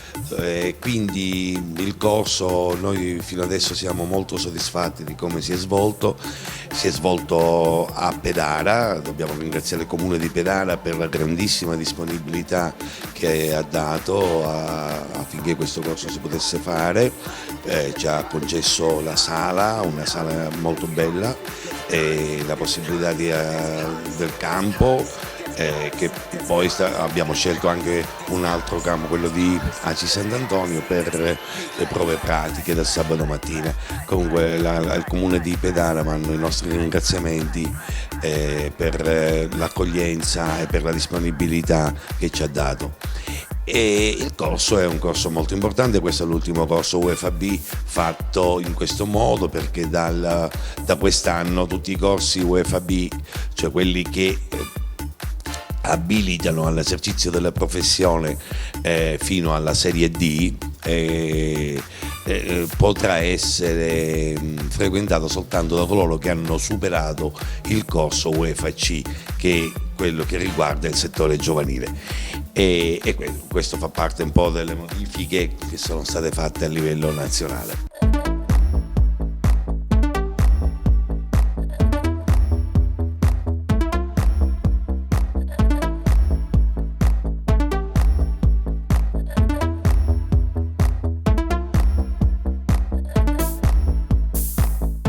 Noi ripetiamo sempre, la Lega Nazionale Dilettanti, noi ci occupiamo di dilettantismo. Sì, dobbiamo essere sempre più preparati, ma allo stesso tempo dobbiamo trasferire dei valori educativi a quei ragazzi che noi andiamo ad allenare. Quindi mi aspetto più formazione, più capacità sia per l'allenamento rivolta a questi ragazzi che andranno ad allenare, e quindi più qualità. Ecco, quello che noi ci aspettiamo è la qualità, sempre maggiore in queste nostre società che operano all'interno della provincia di Catania e anche oltre, se i nostri allenatori avranno questa fortuna di andare oltre.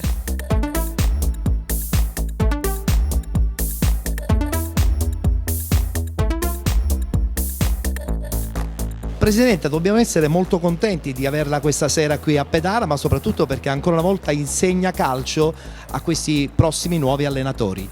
Sì, per me l'allenatore ha un ruolo fondamentale e importante, perché l'allenatore è il leader dello spogliatoio. Se è il leader vuol dire che i ragazzi che lo seguono lo devono ascoltare, e quindi lui ha non solo un ruolo di tattica calcistica ma anche formativo ed educativo nel contempo. Voi sapete questo nostro grande impegno contro la violenza, e qui l'allenatore ha un grande ruolo, perché i ragazzi, se sono ben educati e capiscono che tra i risultati possibili vi è anche la non vittoria o il pareggio, quindi ecco, quando non si raggiunge la vittoria si può andare sereni lo stesso, perché io lo dico sempre, questo è uno sport e quindi è un gioco, e il gioco con la violenza sono in contrasto. Mentre dal punto di vista tecnico, quanto è variato comunque adesso il ruolo dell'allenatore? Tantissimo, perché mentre prima era un problema solo di forza, nel senso che questi allenamenti solo sul campo, quindi era un fatto anche di muscolatura e poco di tattica, oggi invece la tattica e quindi la psicologia ha un ruolo estremamente importante, per cui tu devi essere un calciatore che deve avere la sua parte, diciamo, di robustezza, o se vogliamo la muscolatura, ma deve avere anche il cervello, perché talvolta quanto vale il posizionamento in campo senza pallone non vale avere il pallone, quindi si fa molto più gioco non avendo il pallone che avendolo. Una domanda un po' particolare, ma non sono troppi adesso gli allenatori? Ma secondo me non sono mai troppi, è come i calciatori, più ce n'è e meglio si sta in questo sistema. Certo, se noi pensiamo che l'allenatore pensa che da qui deve derivare come dire, il suo stipendio o il suo lavoro, può anche essere un lavoro, ma guai a pensare che quello è il lavoro, per cui meno ce n'è meglio è. Io invece penso che la concorrenza, tra virgolette, voglio dire, quando quindi il mercato è più pieno, ecco, si può fare anche qualità e ci può essere anche una scelta, voglio dire, più ponderata e migliore. Io penso che non ci sia mai, poi i bravi andranno sempre avanti e coloro che invece purtroppo ci sono in tutte le questioni, ma anche in questo sistema coloro che poi non lo sono non andranno avanti, però l'importante è lo spirito con cui ci si approccia, cioè questo è uno sport, è un gioco, la domenica andiamo a divertirci e non mettiamo in pensiero le famiglie perché non si sa dove siamo andati a finire dopo la partita.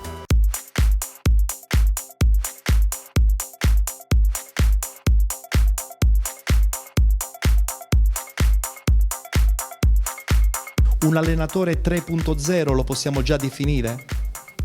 No, non lo so. Io vedo che nel calcio ci sono momenti in cui alcuni allenatori, come lo è stato Sacchi, come forse ha fatto anche Guardiola, creano delle svolte, creano filosofia, creano modi di interpretare il calcio, e questo è bello. Io dico a loro che non serve essere grandissimi allenatori o essere stati grandi giocatori per poter pensare in modo diverso, e il fascino dell'analisi e della stessa voglia di stupire attraverso idee nuove porta la gente a studiare, a guardare e a cogliere aspetti molto particolari. Ora si gioca molto sul possesso palla, si gioca molto sul pressing ultraoffensivo, e questo non avveniva prima, dove c'era invece concentrazione difensiva, il famoso catenaccio all'italiana. Sacchi ha portato la zona totale, gli olandesi avevano creato il famoso calcio totale. Poi adesso prendono denominazioni come il tiki-taka. Sono passaggi che gli allenatori costruiscono e che poi di cui beneficiano tutte le persone a casa e i giocatori bravi.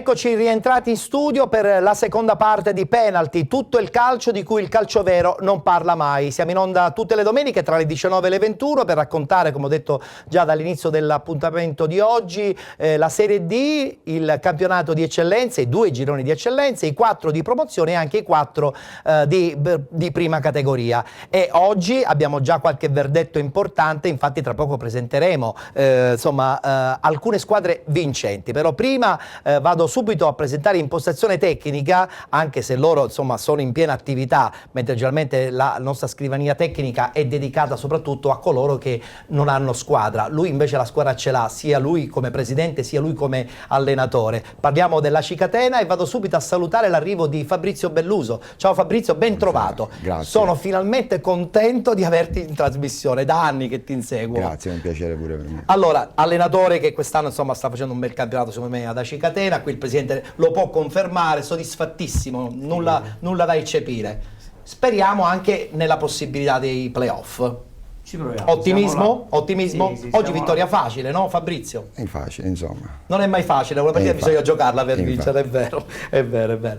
E vado subito a salutare invece 2 squadre che il campionato rispettivo lo hanno vinto. Iniziamo con l'attaccante del Mister Bianco che proprio sabato ha coronato il sogno di ritornare in promozione. Parliamo di Lele Garozzo. Ciao Lele, ben trovato. Buonasera Ettore, Quanti gol quest'anno fino adesso? 27 complessivi, 11 numeri, in promozione, Presidente, che numeri. E 16 col Mister Bianco. Benissimo, insomma, campionato che si è concluso alla grande, il prossimo anno ci sarà la promozione, vedremo cosa succederà.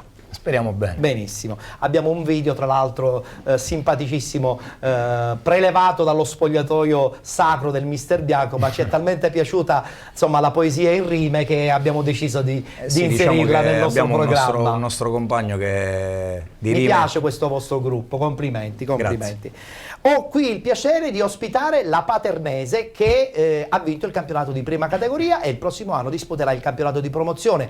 Abbiamo il direttore sportivo Toni Pesce. Buonasera direttore, ben trovato, complimenti. Grazie. Complimenti doppi perché abbiamo anche l'allenatore. Abbiamo Salvo Palumbo. Buonasera mister. Buonasera a voi. Vittoria importante, nessuno sulla carta all'inizio poteva pensare che la Paternese raggiungesse in maniera forte e determinata, soprattutto per la partenza straordinaria dell'Atletico Fiumefreddo, il campionato di promozione. Avete veramente fatto una seconda parte di stagione pazzesca. Sì, in effetti è vero. Siamo partiti piano piano, magari qualcuno non conosceva il campionato, sempre inseguendo ovviamente l'Aci e il Fiumefreddo, che sono 2 grandi corazzate. Poi metto anche l'Atletico Messina, che è una buonissima squadra che mi è piaciuta tantissimo sia all'andata che oggi. E poi piano piano siamo usciti noi. Meriti anche vostri però, sì, non diamo meriti o meriti agli avversari, ma diamo meriti anche al vostro gruppo. Assolutamente, anche perché quello che abbiamo fatto nel girone di ritorno è stato strepitoso. Ringrazio la società. C'è stato un po' il crollo dell'Atletico Fiumefreddo che vi ha un po' agevolati, però poi siete andati a batterli anche in casa, quindi grande merito anche a voi. Io non dico il crollo del Fiumefreddo, però dico la costanza nostra. Bravo, forse è la parola giusta.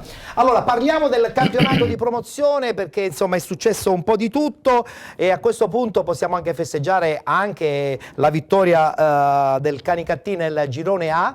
Diamo subito il tabellino con i risultati perché insomma siamo contenti perché lo avevamo anticipato già la scorsa settimana, bastava un punto alla squadra di Falsone e anche per loro sarebbe stata una domenica straordinariamente positiva perché raggiungono appunto il campionato di eccellenza per la prossima stagione. Eccolo qui il tabellino dei risultati della 13ª giornata. Promozione A, Castellammare batte Ares Melfi 4-1, Partinico Audace Campobello 1-1, Gattopardo Canicattì 0-0, Raffadali batte Casteltermini 2-0, Camarat Cinque Torri Trapani 2-2, Serra di Falco batte Libertas 2010 1-0, Nuova Sancis batte Salemi 2-0 ed infine Atletico Ribera batte Ravanusa 1-0.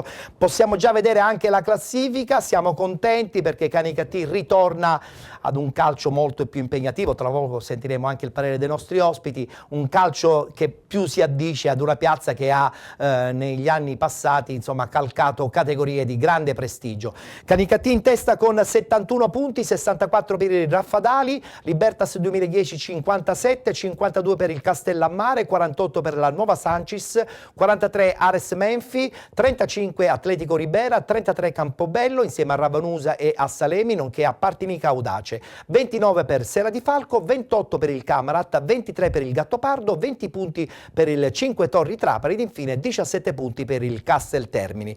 Possono già partire le immagini di un tifo straordinario di Canicattì, che è stato probabilmente il 12° uomo in campo per la squadra di Falsone, che è piena zeppa comunque di nomi.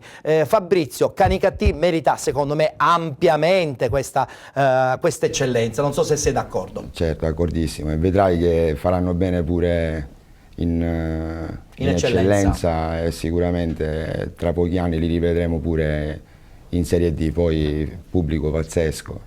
È un po' il percorso anche della Cicatena, no? Che un paio di anni fa ha sognato la Serie D, l'ha tra l'altro ritrovata. abbiamo pure i colori sociali È in vero, comune, rossi. e speriamo ci porti bene, chissà.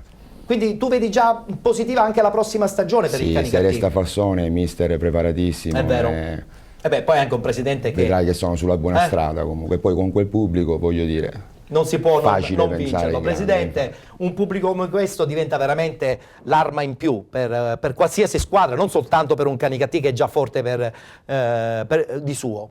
Senza dubbio, sì, ma diciamo, conosciamo la piazza di Canicattì, quindi questo pubblico è scontato. È per quella scontato, piazza. e fa tantissimo. È un piacere vedere questo gruppo, Lele, la dimostrazione che quando una società, oltre ad avere un budget economico sereno e tranquillo, ha anche un pubblico, si va ovunque. Questo è quello che un po' ci manca a Mister Bianco. Stiamo cercando di far riavvicinare un po' la piazza, perché ci sono, la gente c'è. Speriamo che ci diano una mano. Beh, sai che è difficile, però voglio dire, in questo momento i comuni... Il vostro l'avete fatto. Sì, noi ci abbiamo messo il nostro. Poi sul discorso Canicattì, Ettore, se guardi bene sono 71 punti. Sì, cioè in un girone di promozione, sì, 71 punti, non sei una squadra che comunque merita ovviamente questa categoria. Certo, assolutamente. Un pubblico di questo genere a Paternò siete voi, oltre al Real Città di Paternò, costretti a portare? Ce la fate, direttore? Ma ci stiamo tentando in tutti i modi. È un po' difficile. È un po' difficile perché ci sono state troppe delusioni. La piazza è amareggiata. Le piazze amareggiate per troppe delusioni, questo, ma il pubblico domenica, quei pochi tifosi sono venuti a incitarti a Fiumefreddo ed è stato un piacere. Un primo passo. Ma speriamo bene. Vediamo cosa succederà anche per la prossima stagione. Passiamo subito al girone B del campionato di promozione. A sorpresa la coppia di testa insomma ha subito un po' di rivoluzionamento, perché adesso è il Villabate che si trova avanti rispetto al CUS Palermo. Guardiamo i risultati, li vediamo già nella nostra schermata. Monreale batte Barcellona Pozzo di Gotto 3-0, Acque Dolcesi batte Bolognetta 6-1, Città di Casteldaccia batte Futura 3-1, Real Finale batte Geraci 4-2, Città di Gangi batte Lascari 2-1, Nuova Città di Caccamo batte Sinagra 3-1, e questi qua sono invece due risultati un po' a sorpresa. CUS Palermo pareggia in casa con la Sant'Angiolese 2-2, vittoria fuori casa, un po' ce l'aspettavamo, del Villabate nei confronti dell'Iniziativa per 3-1, vittoria che ha permesso alla squadra di Villabate di superare appunto il CUS Palermo. Infatti in classifica la troviamo in testa con 66 punti, con 65 il CUS Palermo, con 53 la Nuova Città di Caccamo, 51 per Sant'Angiolese, 40 punti poi per il Monreale, 36 per Barcellona Pozzo di Gotto e Geraci, 35 per il Real Finale, 34 per il Sinagra, 33 per Futura, l'Iniziativa e Acque Dolcesi, 30 punti per il Lascari, 28 per il Casteldaccia, 24 per il Città di Gangi e 12 punti per il Bolognetta. Vittoria importante per il Villabate e inaspettata battuta d'arresto per il CUS Palermo, che viene bloccato in casa dalla Sant'Angiolese. Guardiamoci il servizio.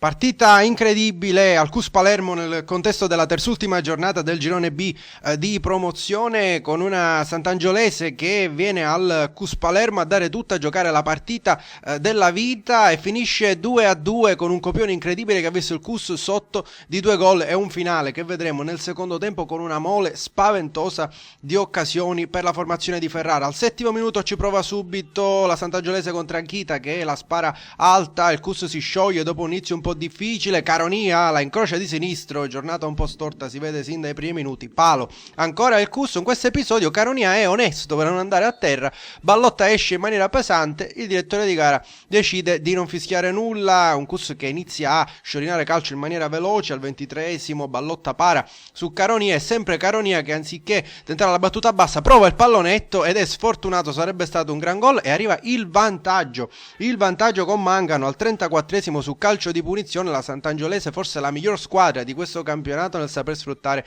i calci piazzati. Al 45esimo sul fine di tempo si scatena Arena che ne salta 2 e Ballotta riesce a bloccare in 2 tempi. Ancora nel secondo tempo un avvio completamente in sordina e poi il 2-0 di Cipriano al 24esimo con una difesa del CUS che si distrae un po', tiene largamente in gioco l'attaccante molto giovane della Sant'Angiolese, che poi è freddo davanti a Randazzo nell'inquadrare il secondo palo, e quando mancano 20 minuti circa alla fine il CUS è sotto di 2 gol. Ma qui guardate che succede proprio sulla ribattuta del calcio d'inizio. Arnone parte come una furia, salta tutti, ne salta 3, ancora lui, la dà a Rizzo, il pallone sembra un po' troppo lungo, ma Rizzo cosa fa? Rientra sul sinistro, un cross incredibilmente potente, palla all'incrocio, il gol immediatamente dopo 10 secondi del CUS, con Alletto nel frattempo mandato in campo da Ferrara a giocare da centravanti, e subito si fa vedere in avanti pericolosissimo con questo colpo di testa. Ancora lui, poi è sempre Alletta a non trovare l'appuntamento col gol in duello lisciano. Arnone, Ballotta, è un vero e proprio assedio, è sempre 2-1.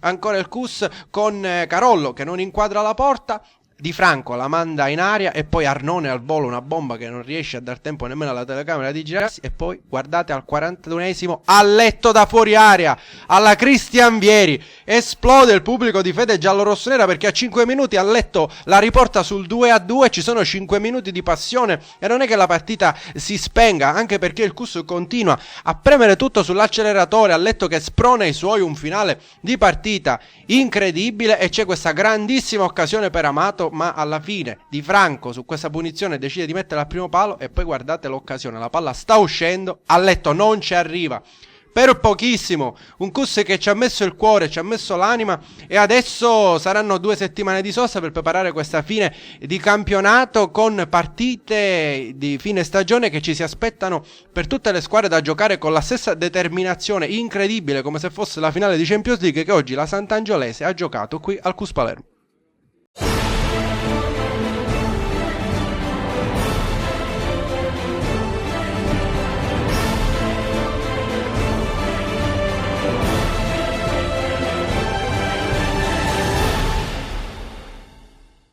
Sarà una stagione sino all'ultimo che regalerà emozioni, perché domenica prossima si giocherà il big match Villa Abate CUS Palermo. 7 giorni fa il CUS Palermo era in testa, a seguire c'era il Villa Abate, adesso le cose si sono invertite, chissà come andrà a finire. Mister Palumbo, secondo te come andrà a finire? È un terno all'otto questo risultato? Sì, sicuramente, perché non mi aspettavo proprio questo, pensavo che si decideva appunto nello scontro diretto. E invece? Oggi invece questo passo falso un po' caratterizzato un po' sta cosa negativa nei confronti della CUS, però secondo me sono 2 squadre che hanno tutte le possibilità per poter vincere il campionato. Anche in prospettiva playoff? Ovvio. E quindi vedremo cosa succederà nello scontro che si giocherà giorno 5, cioè mercoledì. A questo punto parliamo del girone C. Abbiamo avuto nella prima parte il presidente del Camaro che ci ha raccontato quelli che sono i progetti di questa squadra messinese. Siamo convinti che la prossima stagione sarà una stagione posizione di assoluto protagonista, la squadra sarà assoluta protagonista anche nel campionato di eccellenza, perché ci sono le credenziali e ci sono le basi per fare bene. Guardiamo comunque i risultati, perché in prospettiva playoff qualcosa probabilmente è successo appunto questa domenica.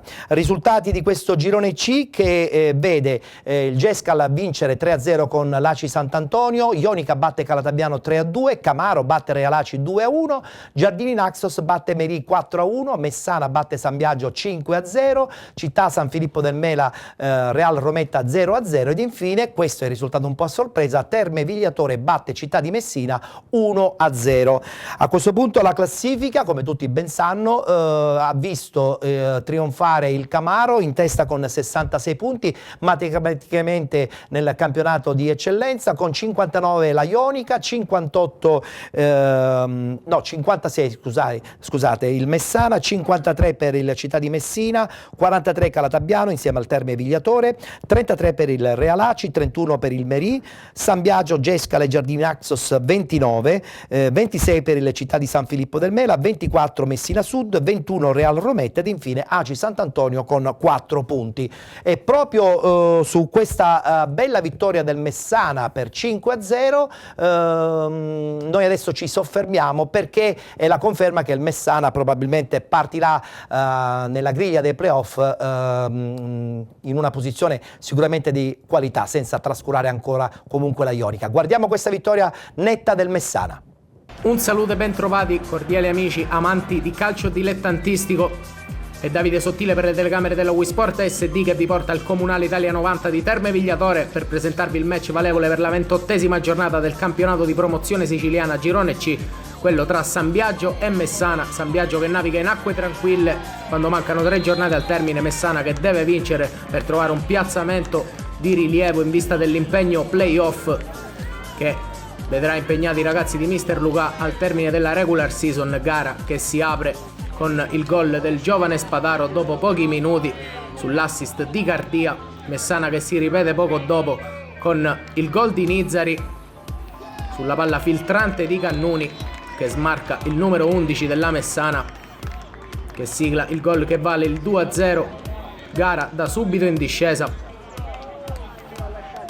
Modulo spregiudicato quello dei ragazzi in maglia bianca che scendono in campo con un 4-2-4 e che dà anche i suoi frutti, visto che alla mezz'ora arriva il gol di Paolo Cannuni sull'assist perfetto di Cardia, lo stacco imperioso dell'attaccante della Messana che vale il 3-0 e la 19ª marcatura in questo campionato. Fredda, l'estremo difensore del San Biagio, che fino a questo momento non è riuscito a trovare l'occasione per impensierire la Messana che nella seconda frazione di gioco troverà questa perla di Cardia che calcia con il mancino un missile che si infila sotto la traversa, pallone toccato dal portiere del San Biagio che non ha potuto impedire la marcatura del centrocampista della Messana Cardia che poco dopo si ripeterà. Dopo un'azione convulsa all'interno dell'area di rigore del San Biagio, il tiro in porta di Cardia aiutato da una deviazione che sigla il gol che vale il 5-0, pocherissimo per i ragazzi in maglia bianca. E la partita che terminerà su questo punteggio, Messana che trova un'importante vittoria. E allora dalle telecamere della Wisport per quest'oggi è tutto, vi ringraziamo, un saluto e alla prossima!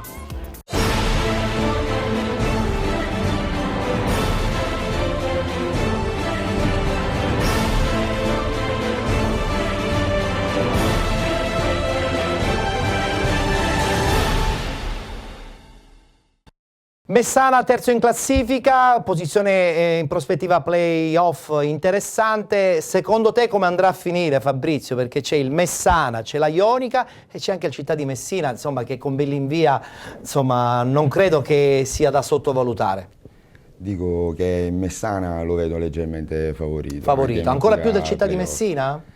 Poi una delle due, se non sbaglio, è impegnata in Coppa. In Coppa, il Città di Messina che giocherà con il Real Città di Paternò. Potrebbe togliere delle energie preziose ora che sta per finire il campionato, però credo che in Messana sia un attimino un po' più avvantaggiata anche poi per il calendario. Guardiamoci adesso un'altra partita di questo girone, perché il Città di Messina in un certo senso ha fermato la sua corsa in una un po' più importante nei playoff, perdendo in casa contro un Terme Vigliatore. Nulla è perduto, c'è sempre comunque la semifinale di Coppa Italia. Ben ritrovati amanti di calcio dilettantistico, un saluto da Claudio Costanzo che per la Wii Sport SD dal campo sintetico di Mini Marina vi racconterà della gara andata in scena per la 28ª giornata del campionato di promozione siciliana del Girone C. Il Città di Messina che ospita il Terme Vigliatore, arbitra il conto il signor Papa Serio della sezione di Catania, quando potremo passare a raccontarvi del film della gara col Città di Messina in divisa bianca con inserti giallo-rossi che attaccherà a sinistra verso destra, e hanno subito questa occasione con Cardia che con questa incursione personale calcia col mancino, contrato il suo tentativo, entra Mante, esce Alessandro e proprio il neoentrato a questa clamorosa occasione scivola al momento del tiro, servito da Cardia tutto solo sul secondo palo. L'ex Sporting Taormina, qui però un'occasione splendida di Codagnone che fa sportellate con tutta la difesa avversaria, salta una serie di avversari, calcia largo, si fa male anche in questo tentativo il numero 9 classe 97. Dall'altro lato del Terme a questa clamorosa occasione con Alizzi che manda in porta Genovese, salta Leo ma poi Maisano fa buona guardia.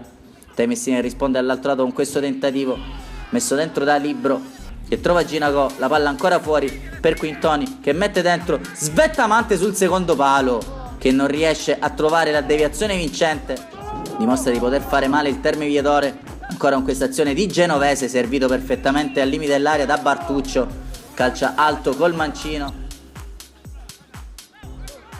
Ancora un'occasione per il Città di Messina, un Cardia aveva servito Amante tutto solo dentro l'area, ma proprio allo scadere dei 4 minuti di recupero Bartuccio si fa tutto il campo, chiede il triangolo ad Alizzi, lo riceve e può andare in questo 2 contro 0 che regala a Genovese la 26esima gioia personale in questo campionato e i 3 punti al Terme Vigliatore. Al 49esimo minuto è il capitano, il numero 10 della formazione barcellonese, a portare in vantaggio i suoi. Disperazione nei volti dei ragazzi di Mister Bellinvia che cercheranno di riversarsi in avanti in questi ultimi istanti finali con Quintoni che mette dentro questo pallone, ma sul tentativo di Ginegò si chiuderanno definitivamente le speranze del Città di Messina che vede allontanarsi la Messana in classifica e chiuderà la sosta da quarta in classifica aspettando il big match al rientro che la vedrà ospitare proprio i ragazzi di Mister Luca. Allora da Claudio Costanzo per le telecamere della Wii Sport è tutto, vi ringraziamo, alla prossima.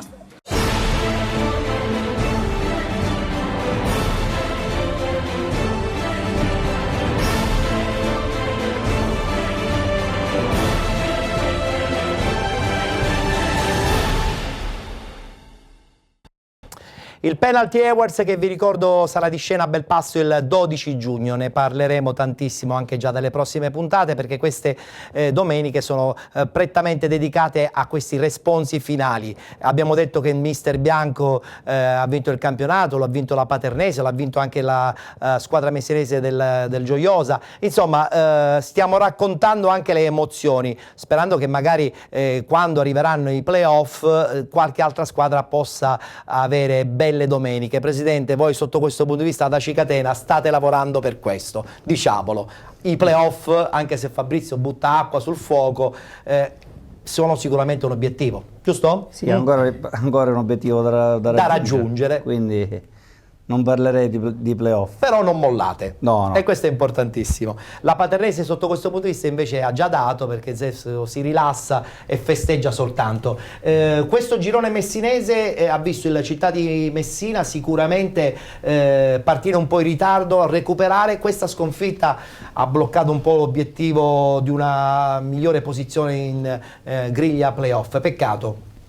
Infatti non era aspettata questa sconfitta oggi. Nessuno se l'aspettava proprio. Perché un'ottima squadra ben attrezzata con un mister di categoria superiore, diciamo. Perché sentono belli impianti di spunti. Mai dire mai nella vita, il calcio è anche questo, lo dimostra il vostro campionato, che all'inizio nessuno poteva pensare di questa bella cavalcata. Parliamo adesso del girone D del campionato di promozione. Qui insomma avremo tanto da parlare perché ci sono molte squadre catanesi, siracusane, è stato un campionato intensissimo che forse si è concluso quasi, anche se ancora mancano 2 giornate. Guardiamo i risultati di questa 13ª giornata di ritorno di oggi domenica 2 aprile. Atletico Catania batte Adrano Calcio 3-0 a Tavolino, Calcio Vittoria batte Città di Ragusa 3-0, Aquile e Calatine battono Città di Mascalucia 3-0, Santa Croce Marina di Ragusa 1-1, Real Città di Paternò batte D'Agata 5-2, pareggio fra Città di Catania e Real Siracusa Belvedere, vittoria dello Sporting Eubea 2-1 contro la Rinascita Netina ed infine Megara Augusta batte Sporting Trecastagni 3-2. Una classifica che vede ancora in testa l'Atletico Catania, grazie anche a questo successo facile a tavolino con l'Adrano. Atletico Catania in testa con 67 punti, Città di Ragusa con 65 insieme al Real Città di Paternò, 54 punti per il Santa Croce, 48 per le Aquile Calatine, 44 per lo Sporting Eubea, 41 per lo Sporting Trecastagni, 40 punti per il Real Siracusa Belvedere, 36 per il Marina di Ragusa insieme al Calcio Vittoria, 34 per il Megara Augusta, 29 per il D'Agata, 24 per il Città di Catania, 16 punti Rinascita Netina ed infine Città di Mascalucia con 12 punti. I giochi sembrerebbero fatti. Che cosa dobbiamo dire sotto questo punto di vista, Fabrizio, Presidente? L'Atletico ha mezza promozione in tasca? Fabrizio? Innanzitutto c'è da dire che tutte e 3 meriterebbero di vincere il campionato perché hanno fatto un campionato bellissimo, però io credo che a questo punto, con questi 2 punti di vantaggio, l'esperienza vuoi di Richichi, della società tutta, dell'Atletico, penso che porteranno in porto questa vittoria. È vero, mentre invece il Real Città di Paternò forse dovrebbe pensare più anche alla Coppa? Che dice? Secondo me sì, comunque la svolta di questo girone è stata quella partita che... rifatta e poi vinta dall'Atletico negli ultimi 3 minuti.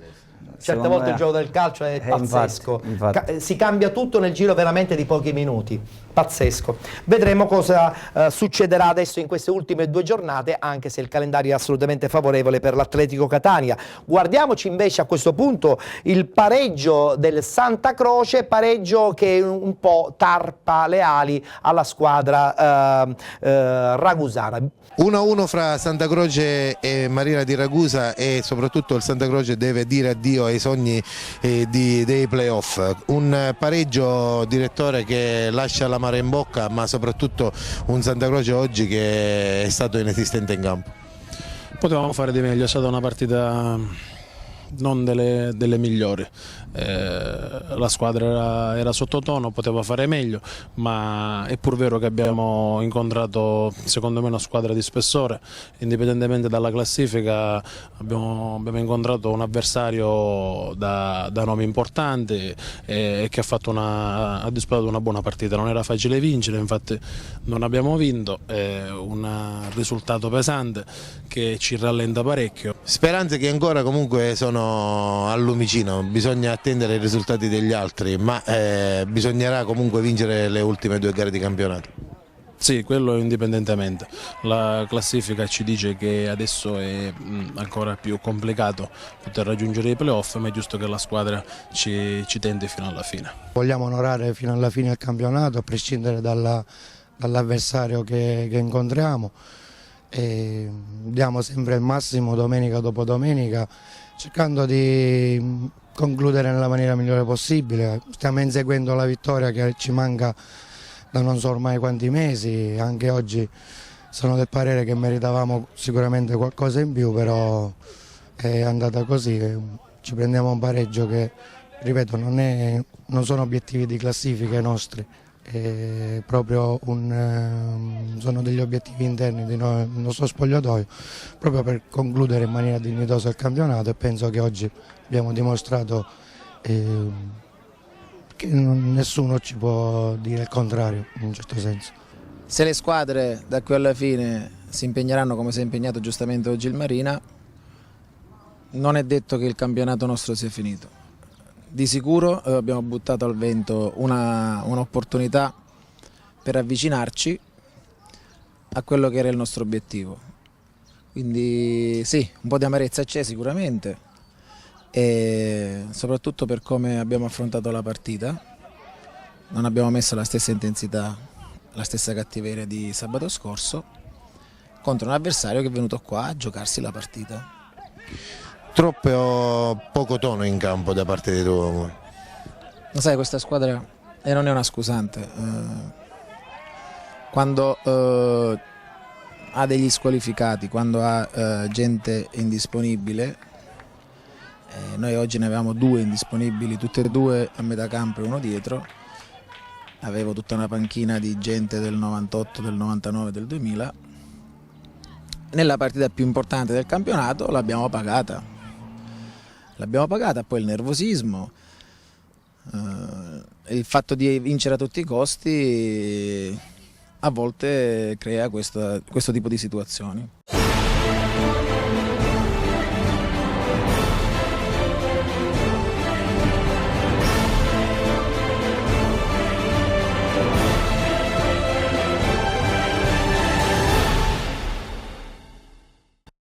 Santa Croce che ha dovuto, credo, a questo punto abbandonare i sogni di playoff. Peccato, perché insomma la squadra sicuramente era di grande qualità. Parliamo di prima categoria e abbiamo gli ospiti importanti, perché insomma quest'oggi ospitiamo 2 squadre vincenti, Mister Bianco e Paternese. Iniziamo con la Paternese, parliamo del girone D di prima categoria, abbiamo anche i risultati, tanto per cambiare, così ci confermano sempre di più che il gruppo di Paternò ampiamente ha meritato il passaggio in promozione. I risultati sono i seguenti: Atletico Messina batte Paternese 2-1, Città di Villafranca batte F24 Messina 2-1, Valdinisi batte Libertas Acirial 2-1, Atletico Francoforte batte Pompei 3-1, abbiamo scritto erroneamente Milo, ma tutti sanno benissimo che è il titolo del Milo. E poi a seguire Piedimonte Etneo batte Robur 2-0, Rimbiata Atletico Francavilla Sant'Alessio ed infine Russo Sebastiano con Sporting Club Messina 3-3. Paternese, eccovi qui, a questo punto parliamo di voi, possono già partire alcune immagini di sottofondo, perché è stata una stagione pazzesca la vostra, nel senso che avete veramente raggiunto l'obiettivo attraverso il lavoro, e qui insomma il mister ce lo può confermare sotto questo punto di vista. È andata bene, non vi potete lamentare, avete costruito un gruppo straordinario. Assolutamente, a partire da fuori, arrivare fino in campo, dove siamo stati bravi domenica dopo domenica, e cercare sempre, sia nello spogliatoio che fuori dallo spogliatoio, di essere sempre omogenei e di dare sempre continuità ai risultati e di avere quella grande forza che ovviamente tutti sappiamo che i campionati si vincono appunto con il gruppo e non magari con il singolo. E la prossima stagione cosa succederà? Ma adesso lo dobbiamo chiedere al direttore sportivo? Lo chiediamo al direttore sportivo. Vediamo il momento. Il mister penso confermato, direttore. Ma non ci sono dubbi, no? Grazie. Questa è già una conferma in diretta che fa piacere. Intanto ci godiamo il momento e poi programmeremo il tutto. Paternò come ha preso questa vostra vittoria finale? Paternò, tutti i tifosi sono dalla nostra parte, hanno sposato questo progetto, credono in noi e speriamo che faremo del meglio per riportare il Paternò nel calcio che conta. Gli sponsor vi accompagnano? Perché a Paternò insomma è una piazza dove gli sponsor credo non mancheranno. No, non mancheranno, perché ci hanno creduto, specialmente quelli principali. E con i vostri fratelli di casa, la Real Città di Paternò? C'è un buon rapporto, c'è un buon bene. rapporto con il presidente Mazzamuto, una bravissima persona. Assolutamente. E io gli auguro che possano fare pure loro il salto in eccellenza. Fusione possibile? No, perché qualcuno ce l'ha chiesta. Sì. Vediamo, intanto facciamo finire il tutto e poi vedremo. Perché Paternò merita palcoscenici più importanti. E come, anche se quel campo avrebbe bisogno insomma una bella sistemata, perché qua il mister ce lo conferma, è da panico giocare secondo me in uno stadio così importante con un terreno che rasenta la pazzia. Lo dico a malincuore perché comunque noi siamo stati obbligati a giocare a Biancavilla dove c'è la possibilità che giochi. Noi siamo una squadra tecnica, quindi oggi abbiamo fatto molta fatica. Immagino. Passiamo adesso all'altro girone di prima categoria che vede protagonista giustamente la Cicatena. Vittoria importantissima quella vostra oggi, perché vi permette a questo punto di continuare a sperare. Fabrizio, che ne pensi? Sì, infatti, finisse adesso il campionato, siamo nei playoff. Nei playoff, certo, soffrendo anche in prospettiva perché giustamente non sapete cosa succederà nelle prossime settimane. Siete sul filo dei playoff in questo momento. Verrà deciso tutto dallo scontro diretto di domenica prossima tra lo Sporting Augusta e l'Erg Priolo. È vero. Possiamo vedere la schermata dei risultati di questo girone E del campionato di prima categoria, dove appunto lo Scordia ha perso 5-1 con la Cicatena, le altre squadre hanno visto per esempio il Friuli a vincere a San Leone contro il 4-2 e soprattutto il Mister Bianco vincere 3-0 a Priolo, ma su tutti insomma l'importante vittoria dell'Erg 7-0 contro il Mario Rapisarda e lo Sporting Augusta che vincendo ad Aci Bonaccorsi ha forse messo la parola fine, anche se c'è adesso lo scontro diretto. Fabrizio? La matematica ancora dice che è importante per loro non perdere domenica. Certo, basterebbe un pareggio. Giocheranno con il doppio risultato a favore. Credo che si possa dire comunque che lì fare punti è difficilissimo. Qual è la squadra più forte secondo te, Fabrizio? Più forte, forse più brava, tutte e due meriterebbero di fare il salto. Però soltanto una va avanti. E credo che quella che al momento sia in testa alla classifica. Forse più completa non ci dimentichiamo dalla prima giornata praticamente. Lo Sporting Augusta. Credo che meriti ampiamente la posizione che occupa. È vero. La Cicatena invece, Presidente, oggi c'è stata una festa in casa contro lo Scordia, possono anche partire alcune fotografie, un piccolo video che avete realizzato, è la dimostrazione come il paese sta vicino alla squadra, la società sta vicino al paese e voi siete vicini a un progetto anche giovanile che è di fondamentale importanza per costruire probabilmente il progetto anche per la prossima stagione. Infatti uno dei nostri obiettivi ad inizio stagione era proprio questo, valorizzare il settore giovanile che ad Cicatena mancava da tempo.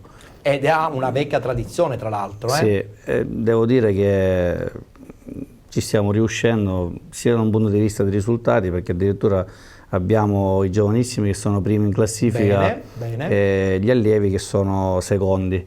Tra l'altro li avete coinvolti in questa passerella oggi, no? Sì, ma devo anche ringraziare i genitori che veramente ci danno una mano da un punto di vista organizzativo, sono molto disponibili Non incidono nella formazione, mi auguro, Presidente, perché c'è il grande problema che spesso vuol dire qualche genitore incide sulla formazione creando un po' di trambusto con l'allenatore. I nostri papà sono bravi. Bene. Sono bravi. Okay. Abbiamo il video, se non sbaglio, dell'entrata in campo dei ragazzini della squadra, appunto della prima squadra con tutto il settore giovanile.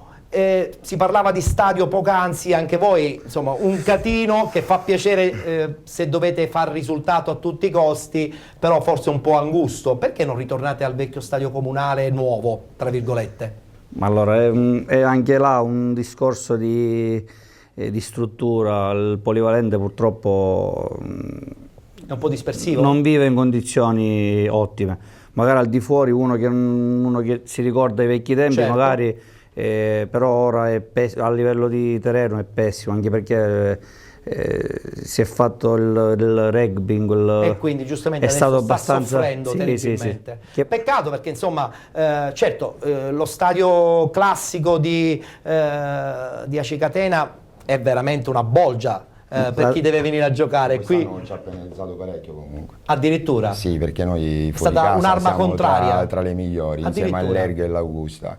Purtroppo in casa abbiamo fatto maluccio, soprattutto all'inizio stagione. Quei punti che poi vi mancano a questo punto per la classifica perché finale. Sono rimasti tali dall'inizio alla fine. Dopo 6 giornate avevamo 10 punti di distacco e li stiamo mantenendo pure adesso. Vabbè, comunque ottimismo, Fabrizio. Ma ci mancherebbe quello sempre. Tu sei una persona ottimista, quindi.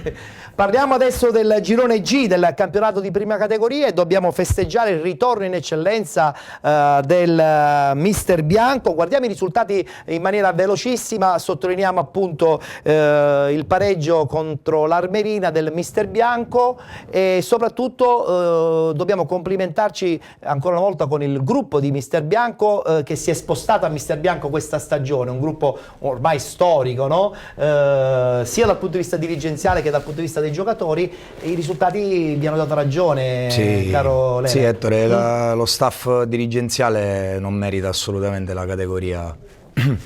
Neanche la promozione, però sperando che a questo punto il progetto possa continuare anche in promozione. Sì, come no? ti dicevo prima, ci vorrebbe una mano importante di tutti, cioè dei mister Bianchesi a ritornare allo stadio. Bravo. È importante, più che altro il discorso di non stare a casa, venire sempre, uscire, tifare per il tuo paese. È vero, è vero. Socializzare, Ad Acicatenna ciò avviene, a Paternò credo anche abbastanza, e a questo punto mancate soltanto voi, no? Nelle vicinanze dei paesi etnei, coinvolgere il pubblico in maniera forte e determinata. E poi c'è, diciamo, un progetto che, se ovviamente va in porto, potremmo divertirci anche noi. Abbiamo problematiche purtroppo di campo. Guai se non fosse così. Però vi siete divertiti perché è stata una stagione molto positiva. Abbiamo preparato un video così goliardico che vi ha visto un po' tutti i protagonisti negli spogliatoi al termine dell'incontro contro l'Armerina. Ce lo guardiamo e poi passeremo ai saluti.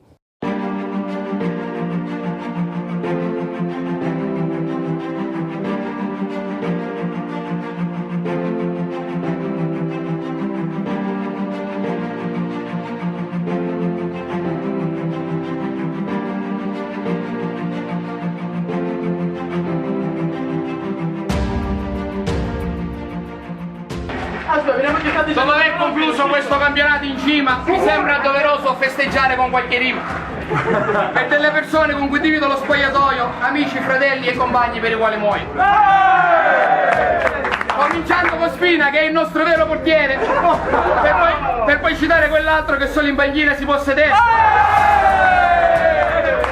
Arafino, tu ci accusi di essere delle forbici, ma dopo la Clarentina ti merita il numero 12.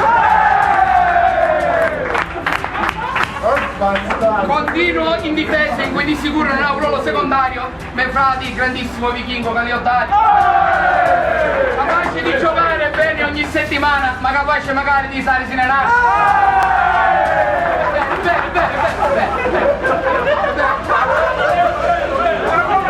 Nomino ora il grandissimo Marcello Racca, che con tutti i coppa che ha buscato a testa vi cantacchia. Il suo principale e maledetto aggressore, che prima o poi verrà arrestato in quanto truffatore, corrisponde al nome di Mori Salvatore. Come non parlare del tezzino Andere che fa sulla fascia vada e torno, si chiama Nicky Bauto ed è il mago dei videoporno.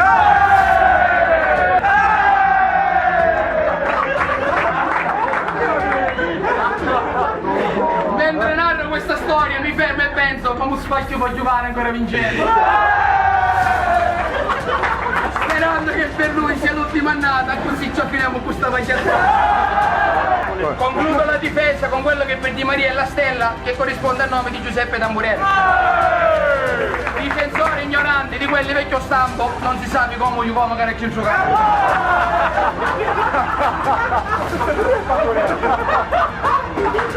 Allora di Giappone, mio amico impavido, tolto per lui ha pure un occhio fragile.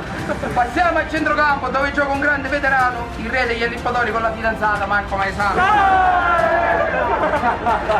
C'è poi colui che guida, se chiappa sulle non è mai stanco, capitano con l'esine alla francese non si già. Come non citare il bello della squadra che va più veloce di un runner, si chiama Orazio Arena di Re degli Ambugli.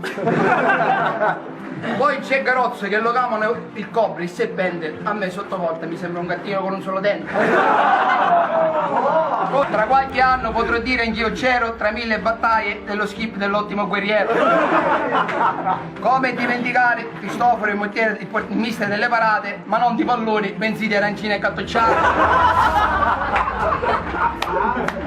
Che dire di colui, sempre pronto a fare festa, l'imperatore delle battute, il fantastico Turetese. Una citazione particolare per il mister Di Maria, senza dubbio l'allenatore più ricco che ci sia. Proprietario di ascensori e più di una casa, di una fortezza, padrone lungo e largo e vero donne 10-30. Un ringraziamento particolare a tutti i dirigenti per questa stagione troppo bella, Santoro, Spina, Gaudioso, Faccio, Peterlia e sempre sobrio Pippo Stella.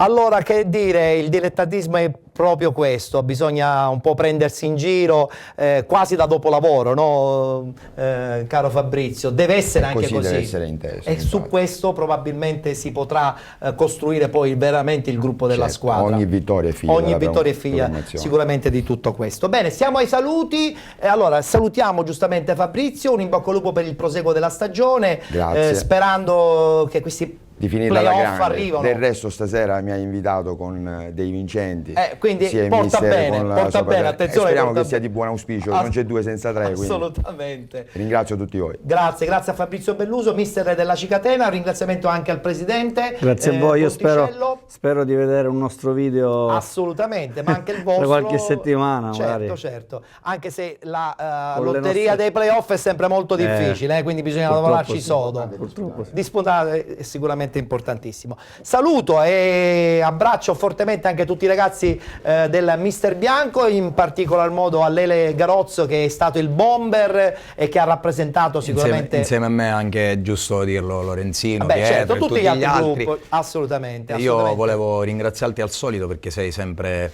squisito con me, hai sempre buone parole, poi volevo augurare un in bocca al lupo al mister e al presidente, il mister che abbiamo giocato anche insieme. E quindi giustamente io ero un po' più piccolino, qualcosa penso che l'ho presa mister. È vero, alla grande. Alla grande. Chissà, magari prossima Cicatena, mai dire mai.